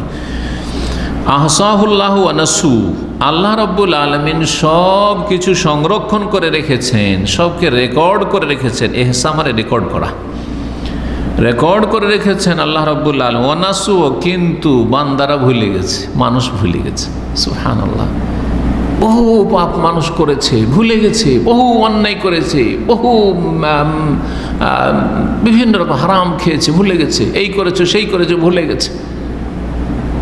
অনেক সময় ভুলে গিয়ে অস্বীকার করবে, আর অনেক সময় গোপন করার জন্য অস্বীকার করবে অপরাধীর হাসরের মাঠে। কিন্তু আহসাহুল্লাহ, আল্লাহ কি কেউ রেখেছেন, রেকর্ড করে রেখেছেন। এক তো আল্লাহ রাব্বুল আলিমুন খাবির, সব জানছেন, সম্যক জ্ঞানী। অপরন্তু আল্লাহ রাব্বুল আলামিন ফেরেশতাদেরকে দিয়ে আল্লাহ কি করে প্রতিটি কথা লিখিয়ে রেখেছেন। বালা ওয়া রাসূলুনা লাদাইহিম ইয়াকতুবুন, অবশ্যই আমার দূতগণ, ফেরেশতাগণ লিখতে আছে তাদের কাছে, তাদের ডানে বামে বসে কি করছে, লিখতে আছে। ইয ইয়াতালাক্কাল মুতালাক্কিয়ানি আনিল ইয়ামিনি ওয়া আনিশ শিমালি কাঈদ মা ইয়ালফিযু মিন কাওলিন ইল্লা লাদাইহি রাকীবুন আতীদ, সব কিছু আল্লাহ লিখছেন।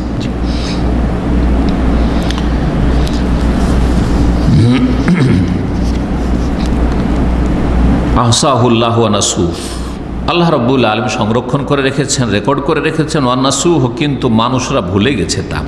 আল্লাহু আলা কুল্লি শাইইন শাহীদ, আর আল্লাহ রাব্বুল আলামিন সব কিছুর ওপর সাক্ষী বা শাহিদ মানে সাক্ষীও হয়, আর শাহিদ মানে প্রত্যক্ষদর্শী, সব কিছু প্রত্যক্ষকারী। আল্লাহর সব কিছু দেখছেন। সুতরাং আল্লাহ যদি ফেরেশতা দিয়ে নোট নাও করাইতেন, আল্লাহ যা দেখছেন, শুনছেন, জানছেন তা দিয়ে যদি বিচার করতেন তাতে কোনো অবিচার হইতো না। কিন্তু শুধু বান্দার উপর হুজ্জত কায়েমের জন্য যে এই তারিখে এই যে রেকর্ড দেখো। আজকাল সুপার মার্কেট গেলে বোঝা যায় কখন কতটায় কতটা বাজছিল, কত মিনিট, কত সেকেন্ড, সকালে না বিকালে, রাতে না দিনে, সব চলে আসছে না কত টাকা পেমেন্ট করেছেন, কত টাকা ফিরিয়ে দেওয়া হয়েছে, সব চলে আসছে। কোন সামানটা কিনেছেন, কত পিস কিনেছেন। যদি মানুষ এই করে নিতে পারে, নিজের তৈরি করা যন্ত্রপাতি দিয়ে, তো আল্লাহ রাব্বুল কি করতে পারেন না। ইন্নাল্লাহা আলা কুল্লি শাইইন কাদির, সুবহানাল্লাহ, ওয়াল্লাহু আলা কুল্লি শাইইন শাহিদ। আল্লাহ রব্বুল আলমিন তারপরে আয়াত নম্বর 7-এ ইরশাদ করেছেন রব্বুল আলমিনের ব্যাপক জ্ঞানের কথা, ইলমুল্লাহিল ওয়াসি। আল্লাহ রব্বুল আলমিন সব কিছু জানছেন, আসমান জমিন এবং এই উভয়ের মাঝে যা কিছু ঘটে থাকে সব কিছু আল্লাহ জানছেন। আল্লাহর এলেম দিয়ে আয়াত শুরু করেছেন এবং আল্লাহর এলেম দিয়ে আয়াত শেষ করেছেন। জি দেখেন, এই আয়াতটি খুব গুরুত্বপূর্ণ আয়াত। আল্লাহ বলছেন, আলাম তারা আন্নাল্লাহি আ'লামু মা ফিস সামাওয়াতি ওয়া মা ফিল আরদ। তুমি কি দেখো না? সেই দেখা চোখ দিয়েও দেখা হইতে পারে, আবার অন্তর্দৃষ্টি দিয়েও দেখা হইতে পারে। চিন্তা করে দেখো, এই জন্য বলি আমরা, বিষয়টা নিয়ে চিন্তা করে দেখো। তাহলে মানুষ কি দিয়ে দেখে? হৃদয় দিয়েও দেখে, যেটা হিতাহিত জ্ঞানকে কাজে লাগানো। তুমি কি দেখো না হে নবী, হে মুসলিম, হে মানুষ, পরোক্ষভাবে সবাইকে সম্বোধন, আন্নাল্লাহ ইয়ালামু মা ফিস সামাওয়াতি ওয়া মা ফিল আরদ, যে আল্লাহ রাব্বুল আলামিন জানেন যা কিছু আকাশসমূহে এবং যা কিছু পৃথিবীতে রয়েছে, সব জানেন। সব কিছু, যে কেউ রয়েছে আর যা কিছু রয়েছে, সব কিছু ওর কোন অবস্থায় রয়েছে, কি করছে, সব কিছু আল্লাহ জানছেন। মা ইয়াকুনু মিন নাজওয়া সালাসাতিন ইল্লা হুয়া রাবিউহুম, যে কোনো তিনজনের গোপন আলাপ, নাজুয়া মানে হচ্ছে গোপন আলাপ, গোপন পরামর্শ, গোপনে লুকিয়ে পরামর্শ করে, লুকিয়ে লুকিয়ে যদি তিনজনে পরামর্শ করে, ইল্লাহ রাবিহুম, তো আল্লাহ তাদের চতুর্থ হয়ে থাকেন। কেউ জান, আমাদের দুইজন ছাড়া, তিনজন ছাড়া কেউ জানে না, আল্লাহ তিনি আর এক সত্তা, তিনি জানছেন। বোঝা গেছে না? ইল্লাহ রাবিহুম ওয়ালা খামসাতিন, আর পাঁচজন যদি গোপন পরামর্শ করে, ইল্লাহু সাদিসুহুম, ষষ্ঠ হচ্ছেন আল্লাহ রাব্বুল আলামিনের সত্তা। ওয়ালা আদনা মিন যালিক ওয়ালা আকসার, এর কম হোক আর এর বেশি হোক, দুইজন, তিনজনের কম হইল, বেশি হোক, 6 জনের বেশি, 5 জনের বেশি হোক, 7 জন, 8 জন, 10 জন, 50 জন বিষয়টি জানে, আর কেউ জানে না। 50 জনের এক গ্যাং এই অপরাধ করেছে, তারা শুধু জানে, সরকার জানতে পারছেন না, এত তদন্ত তল্লাশি করছে, কিছুই টের পাচ্ছেন না ব্যাপারটা কি, কিন্তু আল্লাহ আছেন, আল্লাহ জানছেন। ওয়ালা আদনা মিন যালিক, এর কম হোক, ওয়ালা আকসার, এর বেশি হোক, ইল্লা হুয়া মাহুম, আল্লাহ রাব্বুল আলামিন তাদের সাথে রয়েছেন, আল্লাহ তাদের সাথে রয়েছেন। এই আল্লাহর সাথে থাকাটা কেমন? আল্লাহর সাথে থাকার বিষয়টি যে আল্লাহ কোরআনে কারিমে বর্ণনা করেছে বিভিন্ন আয়াতে, সেটা 2 ভাগে বিভক্ত। একটা হচ্ছে মাইয়াতুল্লাহিল আম্মা, আর একটা হচ্ছে মাইয়াতুল্লাহ আল খাসা।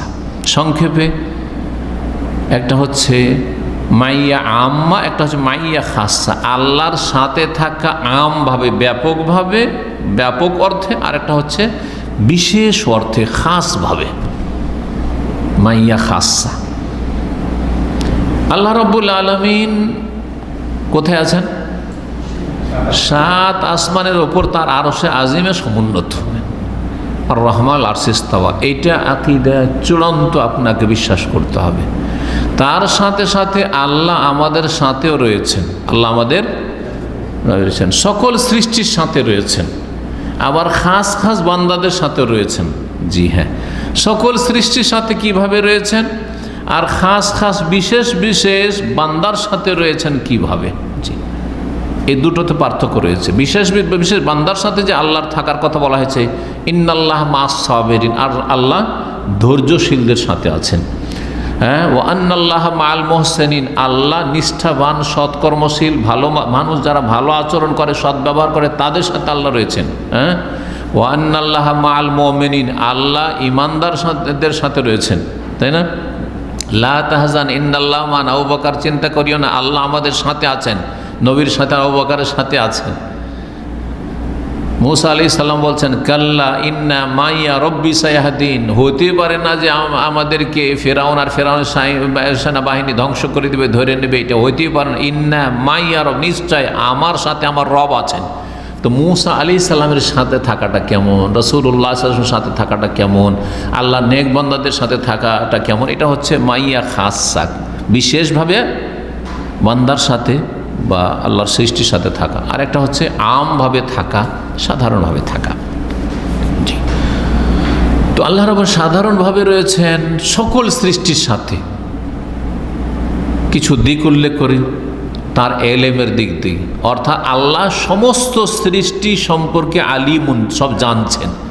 জানার দিক থেকে সবার সাথে আল্লাহ রয়েছেন, মুসলিমের সাথেও কাফেরের সাথেও, মানুষের সাথেও আর জীবজন্তুর সাথেও, হ্যাঁ, গাছপালার সাথেও। কোন গাছপালা কি অবস্থা আছে, শুকিয়ে আছে, পানির প্রয়োজন আছে নেই, হ্যাঁ, কীট পতঙ্গ, হ্যাঁ, পোকামাকড়, সব কিছুর সাথে আল্লাহ রয়েছেন। কোন দিক থেকে? এলেমের দিক থেকে। কোথায় কি আছে, খনিজ সম্পদ, কোনখানে পেট্রোল আছে আর কোনখানে স্বর্ণ আছে, কোনখানে খনিজ সম্পদ আছে, কি আছে না আছে, গ্যাস আছে ইত্যাদি, আল্লাহ জানছেন না? জানছেন না? এলেমের দিক থেকে সমস্ত সৃষ্টির সাথে আল্লাহ রয়েছেন। আর কোন দিক থেকে রয়েছেন? পরিবেষ্টনের দিক থেকে। সব কিছুকে আল্লাহ ঘিরে আছেন, কোনো কিছু এদিক ওদিক পালাইতে পারবে না। ফানফুজুল্লাহ তানফুজুনা ইল্লা বিসা, ক্ষমতা নেই যে আল্লাহর হুকুমতের বাইরে, আল্লাহর রাজত্বের বাইরে কোথাও দুনিয়া থেকে পালিয়ে যাব।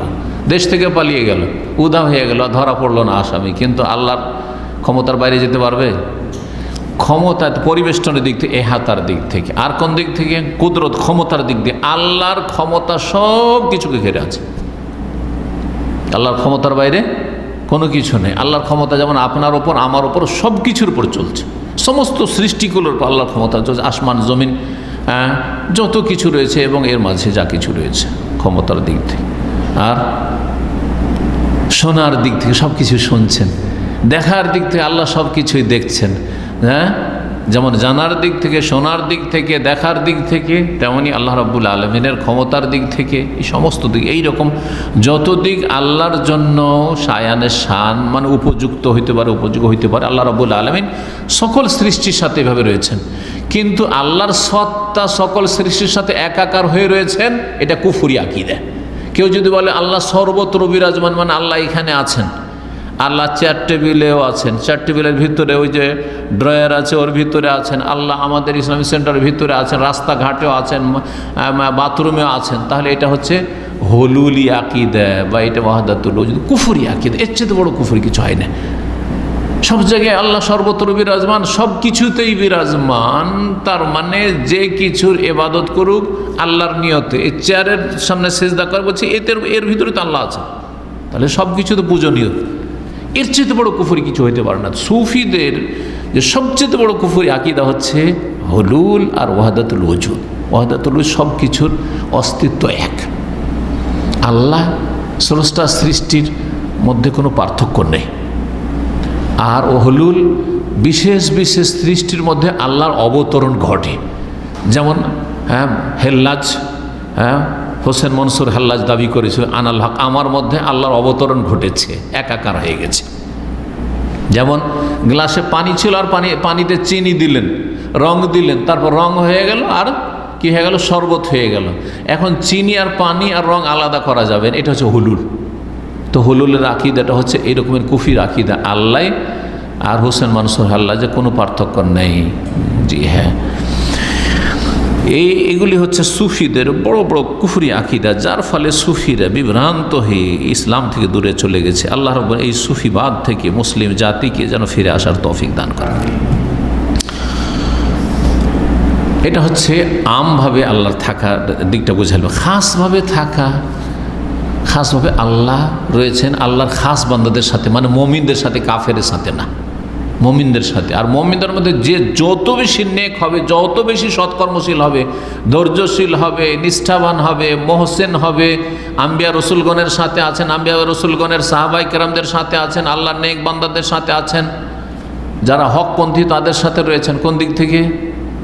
মদদ, সাহায্যের দিক থেকে, সাহায্যের দিক থেকে। আর কোন দিক থেকে? তৌফিকের দিক থেকে, আল্লাহ তৌফিক দিয়ে থাকেন তাদেরকে।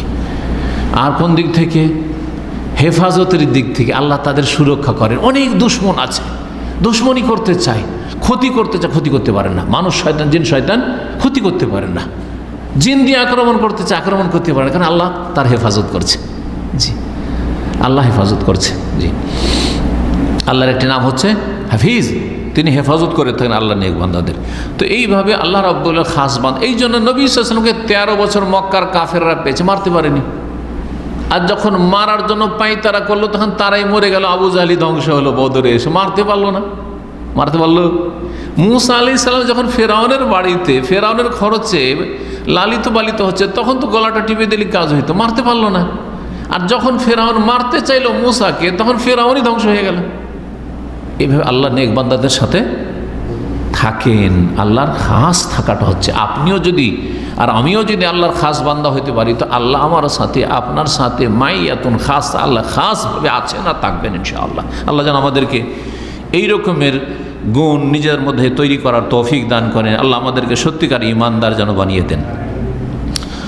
তো আশা করি বিষয়টি স্পষ্ট, যাতে করে গুমরাহরা গুমরাহ না করতে পারে ধর্মের নামে, যে আল্লাহ সবার সাথে আছেন এই আয়াতে বলা হইল। সুতরাং আল্লাহ সর্বত্র বিরাজমান, সব কিছু বিরাজমান।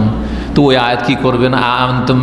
আমেনতুম মান ফিস সামায়ে, তোমরা কি নির্ভীক ভয় করো না সেই সত্তাকে যিনি আকাশে রয়েছেন। আর রহমান আরশি ইস্তাওয়া সুম্মা ইস্তাওয়া আল আরশ, আল্লাহ আরশে সমুন্নত।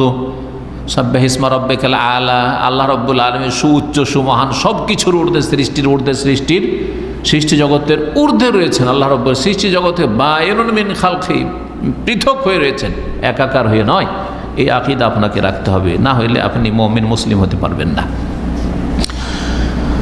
আল্লাহ রাব্বুল তারপরে ইরশাদ করেছেন যে সুম্মা ইউনাব্বিহুম বিমা আমিলু ইয়াউমাল কিয়ামা, অতঃপর আল্লাহ তাদেরকে জানিয়ে দেবেন কিয়ামতের দিবসে যা কিছু পৃথিবীতে আমল করেছিল সে সম্পর্কে, তার পরিণাম জানিয়ে দেবেন। জান্নাতি না জাহান্নামী, শাকীউন না সাঈদ, ভাগ্যবান না হতভাগা। ইন্নাল্লাহ বিকুল্লি শাইইন আলিম, নিশ্চয় আল্লাহ রাব্বুল সব কিছু সম্পর্কে সর্বজ্ঞ, সব কিছু জানেন। আল্লাহ রাব্বুল আলামিন তারপরে ইরশাদ করছেন মদিনার মুনাফিকদের সম্পর্কে আর ইহুদিদের সম্পর্কে। এই আয়াতগুলি নাজিল হয়। ওরা যখন দেখতো যে কোনো একজন মুসলিম তাদের মহল্লা দিয়ে, তাদের পাশ দিয়ে হেঁটে যাচ্ছে, তখন 2-3 জন তারা চুপি সারে কথা বলা শুরু করত, গোপন পরামর্শ করা শুরু করত। গোপনে যখন কানে কানে কথা বলছে, তখন ওই ব্যক্তি একা ওদের মহল্লা দিয়ে হেঁটে যাচ্ছে। হ্যাঁ, ভয় পাবে না? পাবে না? উদ্দেশ্য হতো যে আমরা এরকম করলে ও কি হবে? চিন্তিত হবে, টেনশনে পড়ে যাবে, ভীত হবে। এটা উদ্দেশ্য। আল্লাহ নিষেধ করলেন, নবী সাল্লাল্লাহু আলাইহি ওয়াসাল্লাম তাদেরকে জানিয়ে দিলেন যে এইরকম কাজ করিও না তোমরা এইরকম। মদিনায় আমাদের সাথে সন্ধি হয়েছে যে আমরা মদিনায় সব এক হয়ে থাকব, বাইরের দুশ্মনের এক হয়ে মোকাবেলা করব, মদিনায় আপোষে কেউ কারো ক্ষতি করবে না, কারো বিরুদ্ধে ষড়যন্ত্র করব না। আওস খাজরাজের বিরুদ্ধে করবে না, খাজরাজ আওসের বিরুদ্ধে করবে না, মুসলিমরা ইহুদিদের বিরুদ্ধে করবে না, ইহুদিরা মুসলিমদের বিরুদ্ধে কোনো রকম ষড়যন্ত্র করবে না। আর তোমরা এইসব কি করা শুরু করলে? না, এই করবে না। এ করে তোমরা মুসলিমদেরকে কষ্ট দিতে চাও না, নিষেধ করা হলো। তারপরেও তারা এইরকম করতে থাকে বদমাইশি। আল্লাহ রাব্বুল এই মর্মে আয়াত নাযিল করেন, আলাম তারা ইলাল্লাযিনা নুহু আনিন নাজওয়া, হে নবী তুমি কি দেখো নাই ওই সব লোকদেরকে, অর্থাৎ মদিনার ইহুদিদেরকে এবং মুনাফিকদেরকে, নুহু আনিন নাজওয়া, যাদেরকে বারণ করা হয়েছিল গোপন পরামর্শ থেকে, কানে কানে কথা বলা থেকে। একজন মুসলিম আছে আর তোমরা 2-3 জন কানে কানে কথা বলা শুরু করলে, এইরকম কাজ করবে না।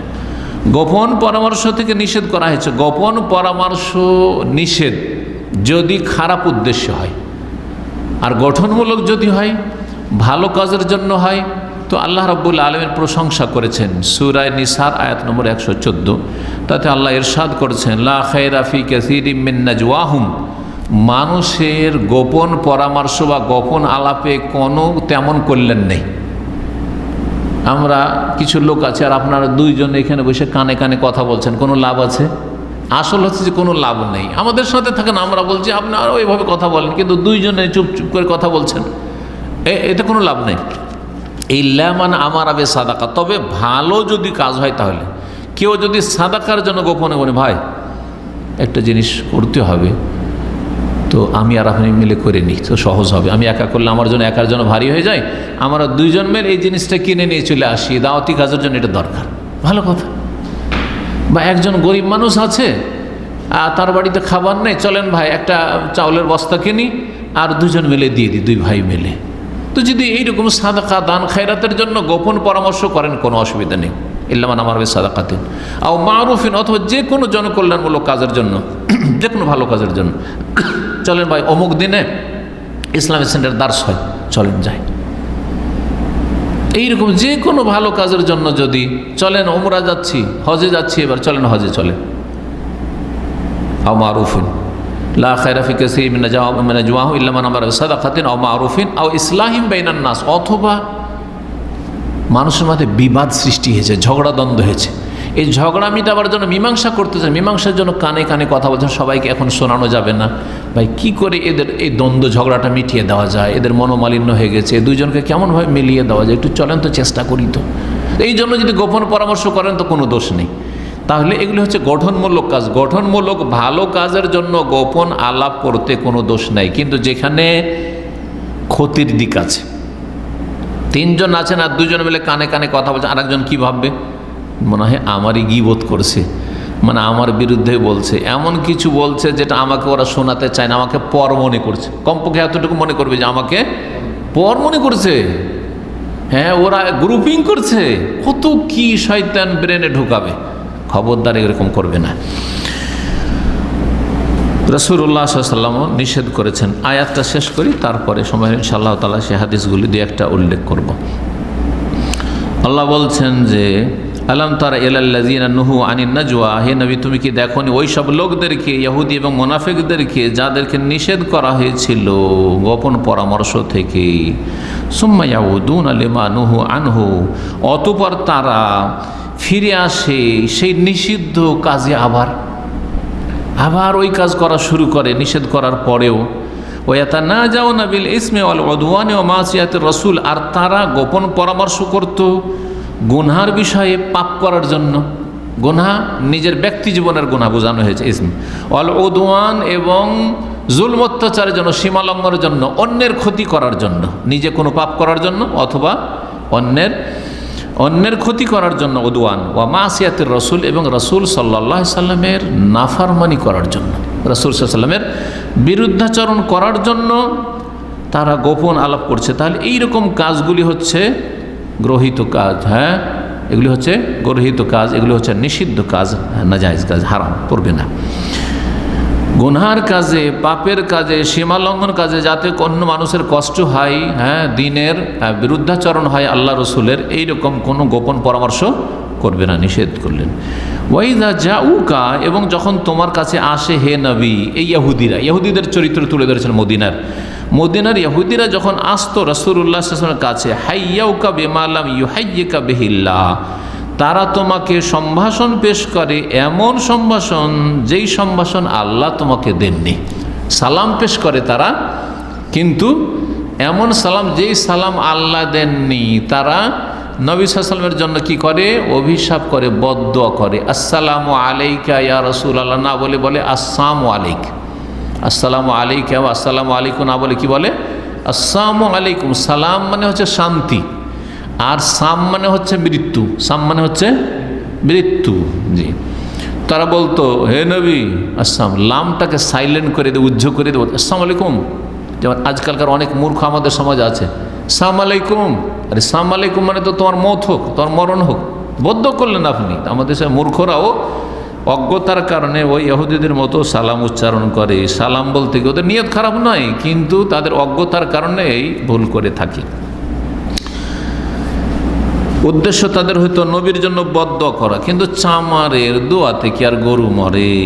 যেমন চামারের দোয়াতে গরু মরে না, তেমন ইহুদি মগজুব গজবপ্রাপ্ত জাতির কি বদদোয়ায় নবী সাল্লাল্লাহু আলাইহি ওয়াসাল্লাম সাহাবায়ে কেরামদের ক্ষতি হয়। তো এই মর্মে হাদিস শোনাবো, কিন্তু আয়াতটা শেষ করিনি, তাহলে ভালো হবে। এরা এমনভাবে সালাম দিত যেই সালাম আল্লাহ দেননি, মানে আসসালামু আলাইকুম বলতো না, আসসালামু আলাইকুম বলতো। ওয়ায়াকুলুনা ফি আনফুসিহিম, আর তারা মনে মনে বলতো যে যদি এই মোহাম্মদ সত্যি নবী হন আর তাকে আমরা বদদোয়া দিছি তো আল্লাহ আমাদেরকে ধ্বংস করে দিবেন, তো আমাদের তো কিছু হয় না, তাহলে বোঝা গেল যে এই মোহাম্মদ নবী নয়। দেখেন কি শয়তানি। ওয়ায়াকুলুনা ফি আনফুসিহিম, তারা মনে মনে বলতো, আপোষে বলতো, লাউলা ইউআযিবুনাল্লাহু বিমা নাকুল, আমরা যেই এই সম্ভাষণ বলছি, এই যে আসসালামু আলাইকুম নবী তোমার মত হোক, এর জন্য আল্লাহ আমাদেরকে কেন আযাব দেন না? যদি তিনি সত্যি নবী হবেন তাহলে আল্লাহ আমাদেরকে আযাব দেবেন, আযাব শাস্তি নেমে আসবে, তো আল্লাহ আযাব শাস্তি তো দেন না। আল্লাহ বলছেন যে খালি দুনিয়ার আযাব। আল্লাহ দুনিয়াতে তোমাদেরকে ছাড় দেন, কিন্তু ছেড়ে দিতে চান না, আখেরাতে বেশি করে তোমাদেরকে আযাব দিতে চান আর তোমাদেরকে লাঞ্ছিত করবেন। জি, নগদ নগদ আযাব চাও। হাসবহুম জাহান্নামু, আল্লাহ বলছেন তাদের জন্য জাহান্নামের শাস্তি যথেষ্ট। ইয়াসলাউনাহা, তাতে প্রবেশ করবে, ফাবিসাল মাসির, এবং তাদের প্রত্যাবর্তন স্থল বড়ই জঘন্য। এখন দু একটা হাদিস দেখি এই মর্মে। আয়েশা রাদিয়াল্লাহু তাআলা আনহা থেকে বর্ণিত, তিনি বলছেন দাখালা আলা রাসূলিল্লাহ ইয়াহুদ, কয়েকজন ইহুদি রাসূলুল্লাহ সাল্লাল্লাহু আলাইহি ওয়াসাল্লামের কাছে প্রবেশ করলো, এসে বলল আসসালামু আলাইকা আবুল কাসেম। ইহুদিরা নবী সাল্লাল্লাহু আলাইহি ওয়াসাল্লামকে রাসূলুল্লাহ তো বলতো না, কি বলতো?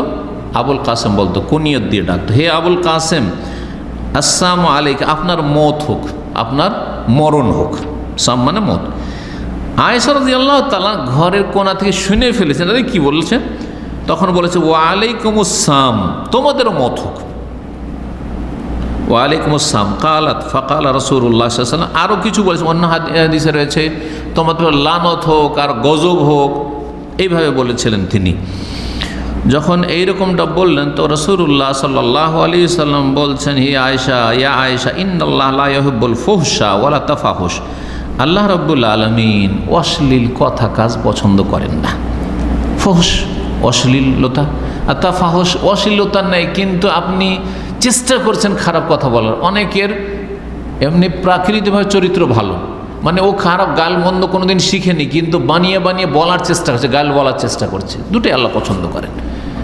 আপনার মধ্যে হঠাৎ করে চলে আসছে আপনার স্বভাব খারাপ, আগে থেকে গাল দেওয়া অভ্যাস। কিছু লোক আছে না নিচু শ্রেণীর মানুষ সমাজে, যাদের গাল দেওয়াই অভ্যাস হয়ে গেছে। আজকাল কিছু বিদাতি আছে, আর কিছু খারেজি আছে, আর কিছু এই চরমপন্থীরা আছে যারা সহি আকীদা বিরোধী। তাদের সোশ্যাল মিডিয়াতে গাল ছাড়ার তাদের পুঁজি নেই, দলিল নেই, গালটাই তাদের পুঁজি। জি, এরা নোংরা সমাজের, এরা নিকৃষ্ট, এরা নিচু শ্রেণীর মানুষ, এবং এরা হচ্ছে শরীয়তের দৃষ্টিতে ফাঁসে, এবং তাদের গালগুলি তাদের উপর ফিরে যাবে। কারণ হাদিস আছে যে গাল দেয় সে গালটার যদি হকদার সে না হয় তো কার উপর ফিরে যাবে? ইল্লাহার আলী, তার উপর ফিরে যাবে। সুতরাং এই গালের যে কুপরিণাম রয়েছে তাদেরকে দুনিয়া আখেরাতে ভোগ করতে হবে। আলহামদুলিল্লাহ ভোগ করছে এই খারিজি, জঙ্গি আর চরমপন্থীরা, এগুলির শাস্তি ভোগ করতে আছে দুনিয়াতে, আর আখেরাতের তো আযাব রয়েছে যদি তওবা না করে। তো রাসূলুল্লাহ সাল্লাল্লাহু আলাইহি ওয়াসাল্লাম বললেন যে আল্লাহ রাব্বুল আলামিন এই অশ্লীলতা পছন্দ করেন, অশ্লীল কথা বেশি বাড়াবাড়ি করে বলিও না। কুলতু, তখন মা এসে বলছে, আমি বললাম আলা তাসমাহুম, আপনি ওদের কথা শোনেন না? কিভাবে আপনাকে বদদোয়া দিয়েছে, আপনার জন্য মরণ চাইছে। ইয়াকুলুন আসসালামু আলাইকা, আপনার মরণ হোক। রাসূলুল্লাহ সাল্লাল্লাহু আলাইহি ওয়াসাল্লাম বললেন আওয়ামা সামিতে, এই তুমি কি শোনোনি যে আমি জবাবে বললাম ওয়া আলাইকুম? ওয়া আলাইকুম বলা যথেষ্ট। আসসালামু আলাইকুম, হে আবুল কাসেম আপনার মরণ হোক, এই বলেছিল না?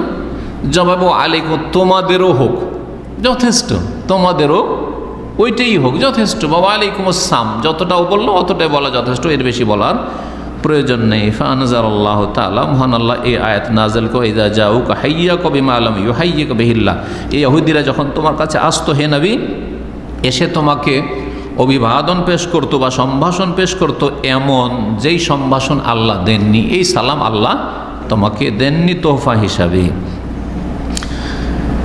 সহিহ মুসলিম আরেকটি রিওয়ায়াতে রয়েছে মায়েশা রাদিয়াল্লাহু তাআলা রাগান্বিত হয়ে বলেছে আলাইকুমুস সাম ওয়া জাম ওয়া লানাত, তোমাদের মরণ হোক আর তোমাদের জন্য নিন্দা, তোমাদের জন্য লানত, অভিশাপ, এই কথা বলেছেন। রাসূলুল্লাহ সাল্লাল্লাহু আলাইহি ওয়াসাল্লাম বললেন যে দেখো, ধৈর্য ধারণ করো।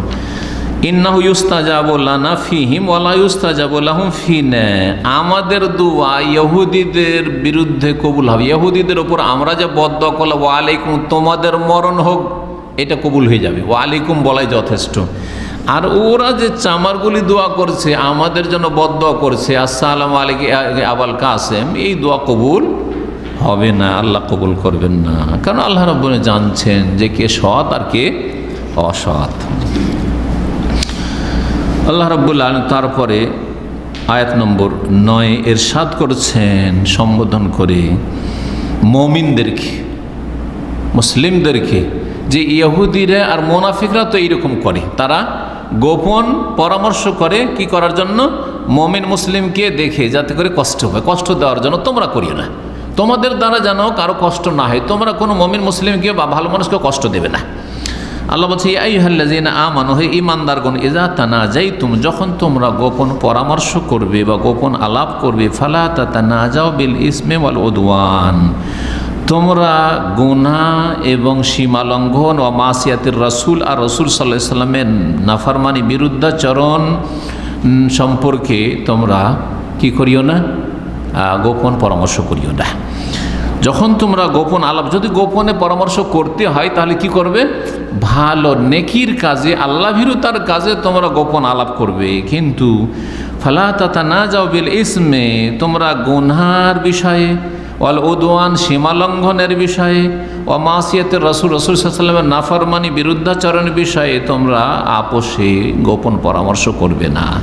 ওয়া তানাজাউ বিল বিররি ওয়াত তাকওয়া, নেকির কাজে আর তাকওয়া আল্লাহ ভীরুতার কাজে তোমরা পরস্পর গোপন পরামর্শ করবে বা গোপন আলাপ করবে, অসুবিধা নেই। নেকির কাজের জন্য আপোষে আস্তে আস্তে কথা বললেন, আল্লাহ ভীরুতার কাজে তাকওয়ার উপদেশ দিচ্ছেন। ধরেন একটা ভুল করেছে, পাশের লোক একটা ভুল করেছে, জোরে বললে অপমান হবে, সবাই শুনে নেবে, সেজন্য কানে কানে কথা বলছেন, এটা হচ্ছে তাকওয়ার। আল্লাহ ভীরুতার চুপি সারে কথা বলা বা গোপন আলাপ করা। ওয়াত্তাকুল্লাহাল্লাযী ইলাইহি তুহশারুন, সে আল্লাহকে ভয় করো যার কাছে তোমাদেরকে সমবেত করা হবে, একদিন জমা হইতে হবে, হাসর হবে। তারপর আল্লাহ রাব্বুল বলছে ইন্নামান নাজওয়া মিনাশ শাইতান, গোপন পরামর্শ বা গোপন আলাপ শয়তানের প্ররোচনায় হয়ে থাকে।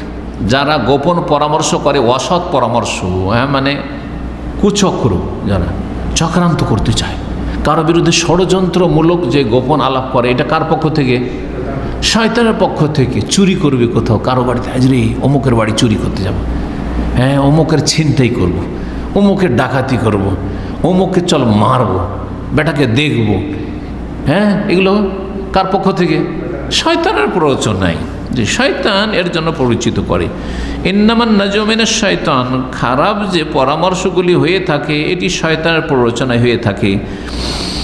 লিয়াহজুনাল্লাযীনা আমানু, যাতে করে ঈমানদারদেরকে দুঃখ দেওয়া হয়, কষ্ট দেওয়া হয়। ঈমানদারদেরকে কি করার জন্য, দুঃখ কষ্ট দেওয়ার জন্য, যাতে করে ঈমানদার চিন্তিত হয়ে যায়। ঈমানদারকে চিন্তিত করার জন্য, চিন্তায় পড়ে যাবে, হাই রে কী যে করবে, এই বেটা তো আমাকে দেখে এরকম করছিল, চোখ মারছিল আর গোপনে আলাপ করছিল, কী যে করে, তাই না, টেনশনে পড়ে যাবে। লিয়াহজুনাল্লাযীনা আমানু, তবে মনে রাখো মুমিনরা, ওয়ালাইসা বিদাররিহিম শাইআন ইল্লা বিইজনিল্লাহ, তবে মুমিনদের কোনো ক্ষতি করতে পারবে না, সামান্যতম শাইআন, সামান্যতম ক্ষতি করতে পারবে না, ইল্লা বিইজনিল্লাহ, আল্লাহর অনুমতি ছাড়া, আল্লাহর ইচ্ছা ছাড়া। আল্লাহ না চাইলে কোনো শক্তি নেই যে কারো ক্ষতি করতে পারে। কত গোপন পরামর্শ করেছে মক্কার কাফেররা, কত গোপন পরামর্শ করেছে মদিনা মুনাফিকরা, কত গোপন পরামর্শ করেছে মদিনার ইহুদিরা, রাসূলুল্লাহ সাল্লাল্লাহু আলাইহি ওয়াসাল্লামের ক্ষতি করতে পেরেছে? করতে পারেনি। লা ইয়াদুররুকুম ইল্লা আযা, সামান্য কষ্ট দেবে, কিচ্ছু করতে পারবে না। হক সবসময় জয়ী হবে আর বাতিল নির্মূল হবে। এটা হচ্ছে ইন্নাল বাতিলা কানা যাহুকা, বাতিল চিরকাল থাকার জন্য আসেনি। আল্লাহ রাব্বুল যেন আমাদেরকে সত্যিকার হকপন্থী হয়ে হকের উপর অটল থাকার তৌফিক দান করেন, সবর করার তৌফিক দান। ওয়াত্তাকুল্লাহাল্লাযী ইলাইহি তুহশারুন, কি বলছেন আল্লাহ রাব্বুল বলছেন যে ওয়ালাইসা বিদাররিহিম শাইআন ইল্লা বিইজনিল্লাহ, এবং মুমিনদের কোনো ক্ষতি করতে পারবে না তাদের এই গোপন আলাপ আল্লাহর অনুমতি ছাড়া। ওয়াল আল্লাহ ফালিয়াতাওয়াক্কালিল মুমিন। সুতরাং আল্লাহর ওপরই যেন মুমিনরা ভরসা রাখে, আল্লাহর ওপরই যেন মুমিনরা ভরসা রাখে। আল্লাহর উপর ভরসা রাখেন। আল্লাহর উপর ভরসা হচ্ছে অন্তরের ভরসা। সতর্ক থেকে, জালেম থেকে, কাফের থেকে, দুশমন থেকে সতর্ক থেকে কি করতে হবে? আল্লাহর উপর ভরসা রাখতে হবে যে আল্লাহ তুমি হেফাজতকারী, তোমার উপর আস্থা ভরসা করছি, তুমি হেফাজত করিও। শেষ আয়াত নম্বর 11, এতে আর একটি বিধান উল্লেখ করা, সেটা হচ্ছে মজলিসের আদব। সেটা হচ্ছে মজলিসের আদব সম্পর্কে। মজলিসে যদি লোকজন বেশি হয়ে যায়, জায়গা না থাকে, তাহলে নিজে উঠে যাওয়ার প্রয়োজন না। আগে এসে বসেছেন, বসে থাকেন। বড় ব্যক্তি আসলে উঠে যান, সমস্যা নেই, কিন্তু জায়গা দেওয়ার জন্য। কিন্তু ধরেন সবাই সাথী বন্ধু আসছে, আপনি উঠে চলে যাবেন, যা লোক আসছে তো আমি চলে যাই না। আপনি কি করেন? প্রশস্ত করে দেন, একটু সেটে বসেন, যাতে অন্যদেরও জায়গা হয়ে যায়। আর কেউ কাউকে উঠিয়া বসবে না। একটা হয়তো ছোট মানুষ, গরিব মানুষ বসে আছে, একজন আসলো হোমড়া চোমড়া, উঠো উঠো উঠো, উঠিয়ে দিয়ে বসবেন না, এটা অন্যাজায়েজ। আর আপনিও কারোর জন্য ওইভাবে উঠবেন না, বিশেষ করে যখন গুরুত্বপূর্ণ মজলিসে বসে আছেন, সেটা দিনের মজলিস, এলমের মজলিস, ভালো মজলিস, সওয়াবের মজলিসে বসে আছেন, বসে থাকবেন, আগে থেকে বসে আছেন।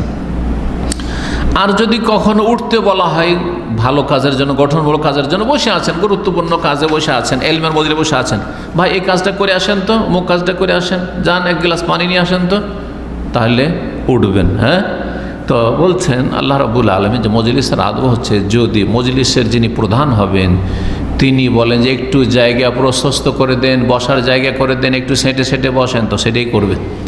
আল্লাহ তোমাদের জন্য দুনিয়া আখিরাতে তোমাদের জীবনকে প্রশস্ত করে দেবেন, এর ফজিলতি। আর যদি যিনি মজলিসের প্রধান হবেন তিনি যদি বলেন যে যান উঠেন, এখন উঠে যান, মজলিস বরখাস্ত করছি, অথবা অমুক একটু যান, আপনারা যান, স্বেচ্ছাসেবক আপনারা যান, একটু অন্য কিছু করেন, তাহলে উঠে যাবেন। এই কথা আল্লাহ বলছেন। ইয়া আইয়ুহাল্লাযীনা আমানু, হে ঈমানদারগণ, ইযা কিলা লাকুম তাফাসসাহু ফিল মাজালিসে, যখন তোমাদেরকে বলা হবে যে বৈঠকে বা মজলিসে প্রশস্ত হয়ে বসুন বা প্রশস্ত করুন, মজলিসকে কি করুন? প্রশস্ত করুন, মানে মানুষকে জায়গা দিন। ফাফসাহু, তখন প্রশস্ত করে দেন, মানুষের জন্য জায়গা প্রশস্ত করে দেন। তাহলে আল্লাহ কি করবেন? ইয়াফসাহিল্লাহু লাকুম, আল্লাহও আপনাদের জন্য দুনিয়ায় এবং আখিরাতে জায়গা বা আপনাদের অবস্থা প্রশস্ত করে দেবেন, আপনাদের রুজি প্রশস্ত করে দেবেন, আপনাদের বাড়িঘরকে প্রশস্ত করে দেবেন, আপনাদের পারিবারিক জীবনকে প্রশস্ত করে দেবেন, আপনাদের সার্বিক জীবনে আল্লাহ প্রশস্ততা দান করবেন, এবং জান্নাতে আল্লাহ জান্নাতকে আপনার জন্য প্রশস্ত করে দেবেন, আপনার রাস্তাকে প্রশস্ত করে দেবেন। হ্যাঁ, রাস্তা সুগম করে দেবেন, কঠিন করবেন না। দুনিয়া আখিরাতে এক কথায় কী হয়ে যাবে? দুনিয়া আখিরাতে চলা সহজ হয়ে যাবে। ইয়াফসাহিল্লাহু লাকুম, আল্লাহ তোমাদের জন্য প্রশস্ত করে দেবেন। ওয়াইযা কিলান সুজু, যখন তোমাদেরকে বলা হয় যে উঠে যাও, চলেন উঠে যান, যান অমুক উঠে যান, দাঁড়াও, কাউকে বলছে দাঁড়াও, জি অনসুজু, ক্লাসে শিক্ষক পড়াচ্ছেন, দাঁড়াও অমুক, যাও, সেটা সেখানে দাঁড়াইতে বলা হোক অথবা বাইরে যেতে বলা হয়। ওয়াইযা কিলান সুজু, যখন বলা হবে যে দাঁড়িয়ে যাও অথবা উঠে যাও, ফান সুজু, তখন উঠে যাও বা দাঁড়িয়ে যাও। ইয়ারফা, এখান পর্যন্ত বিধান হয়ে গেল। তারপরে আর একটি বিষয় আসছে, সেটা হচ্ছে ঈমানের ফজিলত এবং দ্বীনের এলেমের ফজিলত, জ্ঞানের ফজিলত। এই আয়াতটি হচ্ছে কি সম্পর্কে? দ্বীনি এলমের ফজিলত সম্পর্কে। যার কাছে দ্বীনের এলম থাকবে, আলেমের ফজিলত, তালেবে এলমের ফজিলত, যারা দ্বীনের শিক্ষা গ্রহণ করে, যারা শিক্ষা দিয়ে থাকে তাদের ফজিলত, যাদেরকে রাসূলুল্লাহ সাল্লাল্লাহু আলাইহি ওয়াসাল্লামের হাদিসে সবচেয়ে শ্রেষ্ঠ বলা হয়েছে। খায়রুকুম মান তাআল্লামাল কোরআন ওয়া আল্লামাহু, উসমান রাদিয়াল্লাহু তাআলা আনহু হাদিস বর্ণনা করেছে, সবচেয়ে উৎকৃষ্ট, সবচেয়ে ভালো মানুষ হচ্ছে তোমাদের মধ্যে যারা কোরআন শিখে, কোরআনের জ্ঞান অর্জন করে এবং কোরআনের তালিম দিয়ে থাকে। হয় কোরআনের শিক্ষক, শিখান আপনি, আর না হলে শিখছেন আপনি শিক্ষার্থী, তাহলে আপনি সবচাইতে শ্রেষ্ঠ মানবকুলের মধ্যে। আল্লাহ রাব্বুল আলামিন যেন তাদের দলে আমাদেরকে শামিল থাকার তৌফিক দান করেন। এবং আল্লাহ রাব্বুল আলামিনের শুকরিয়া আদায় করছি, অসংখ্য শুকরিয়া জ্ঞাপন করছি যে আল্লাহ রাব্বুল আলামিন আমাদেরকে সেই দলে, তালেবে ইলমদের দলে শামিল হওয়ার তৌফিক দান করেছেন, এবং এই দলে যেন আজীবন আল্লাহ রাব্বুল আমাদেরকে রাখেন। আমিন ইয়া রাব্বুল আলামিন। তো এই ছিল আয়াত। আর এই আয়াতের তাফসিরে দু একটি হাদিস শোনাই।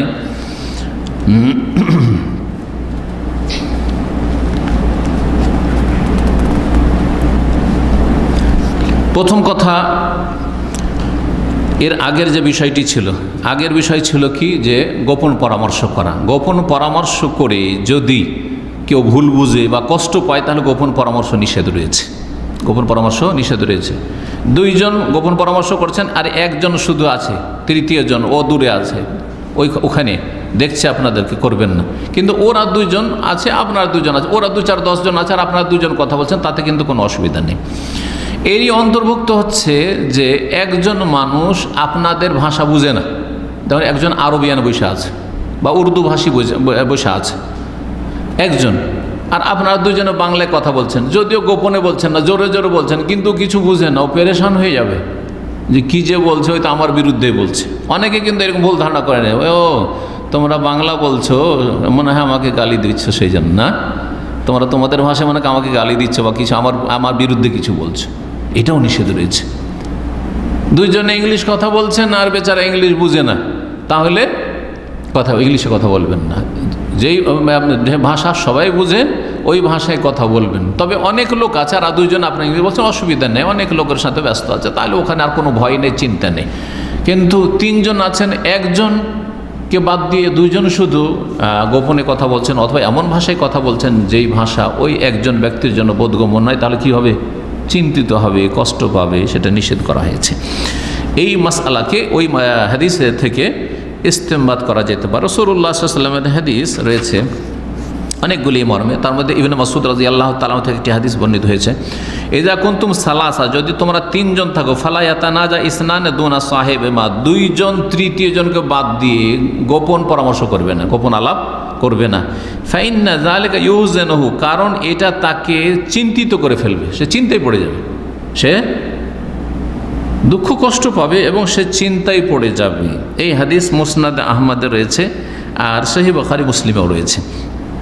আব্দুল্লাহ বিন উমর রাদিয়াল্লাহু তাআলা আনহু হতে বর্ণিত আরেকটি হাদিস, রাসূলুল্লাহ বলেন, ইযা কুনতুম সালাসা, যখন তোমরা 3 জন থাকবে, ফালা ইয়াতানাজা ইসনানে দুনা সালিস, তৃতীয় জনকে বাদ দিয়ে 2 জন তোমরা গোপনে আলাপ করবে না, ইল্লা বিইজনিহি, তাহলে একটা শর্তে চলবে, যদি অনুমতি দেয়, যে অসুবিধা নেই, আপনারা পার্সোনাল কথা বলছেন, বলেন, অসুবিধা নেই।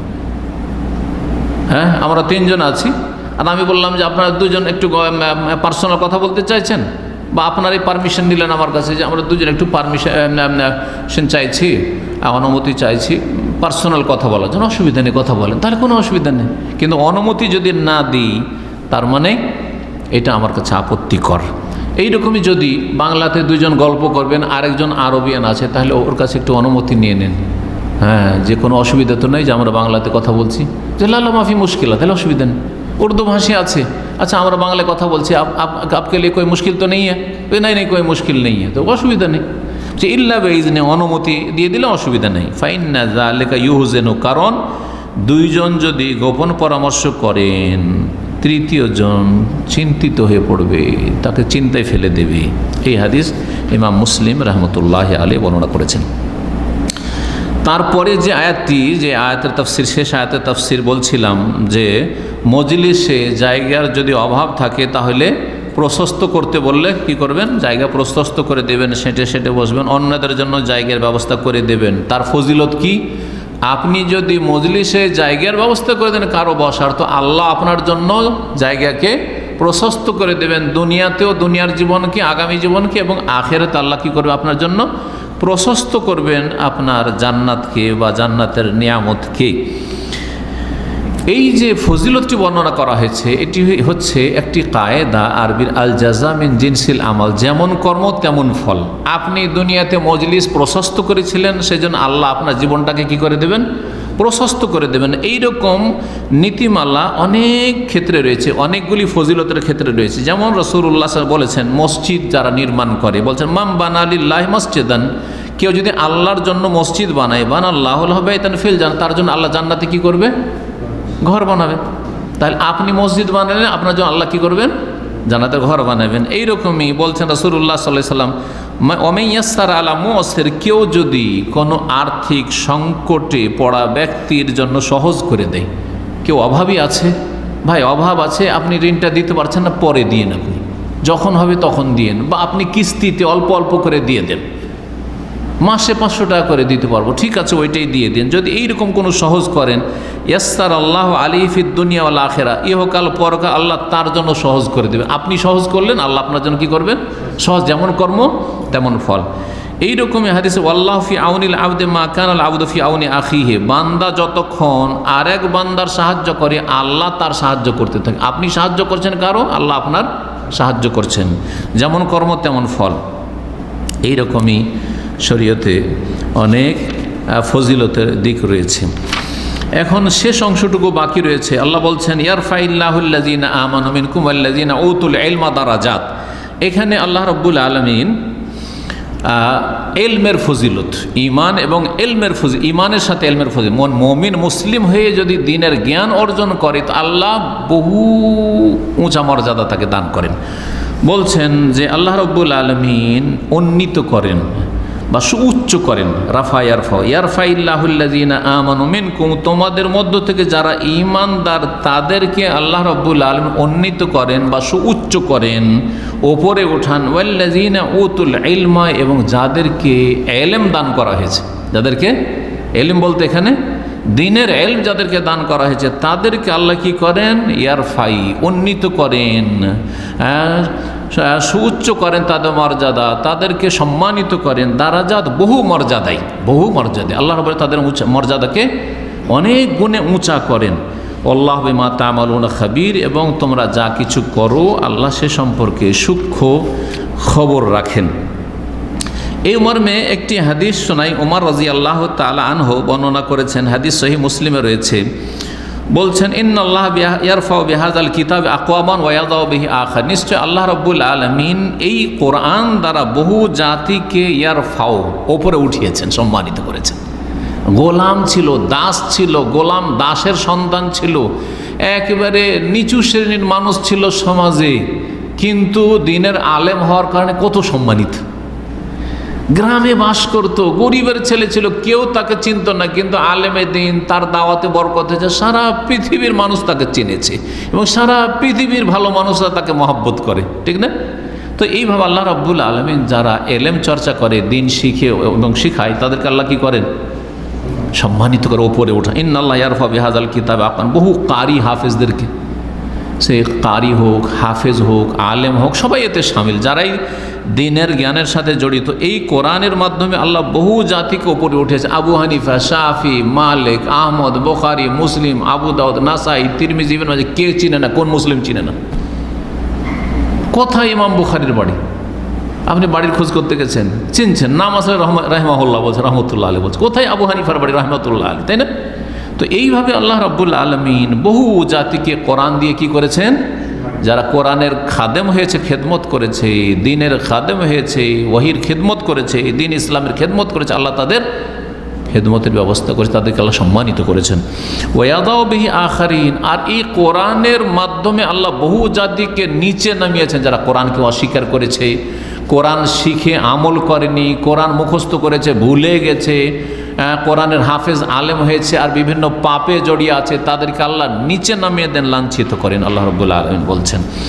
তো এখানেই আজকের তাফসীর শেষ করলাম, আর বাকি অংশটুকু ইনশাআল্লাহ তাআলা আগামী সপ্তাহে শেষ করব। আল্লাহ রাব্বুল আলামিন যেন আমাদেরকে দ্বীনের সঠিক জ্ঞান দান করেন, এবং আল্লাহ রাব্বুল আলামিন দ্বীনের জ্ঞান দ্বারা আমাদের সকলকে যেন উপকৃত হওয়ার তৌফিক দান করেন। আল্লাহ আমাদের আমলের আকীদার যেন সংশোধন করে রাখার তৌফিক দান করেন। আল্লাহ আমাদেরকে যেন নেক জিন্দেগি দান করেন, হায়াত তাইয়্যিব আল্লাহ দান করেন। আল্লাহ রাব্বুল আলামিনের কাছে দোয়া, আল্লাহ যেন সমস্ত বালা মুসিবত ফিতনা থেকে আল্লাহ আমাদের হেফাজতে রাখেন। আল্লাহ রাব্বুল আলামিন সমস্ত মুমিন মুমিনাতে যেন কল্যাণ করেন। সুবহান রাব্বিকা রাব্বিল ইজ্জাতি আম্মা ইয়াসিফুন ওয়া সালামুন আলাল মুরসালিন ওয়ালহামদুলিল্লাহি রাব্বিল আলামিন ওয়া জাযাকুমুল্লাহু খাইরান।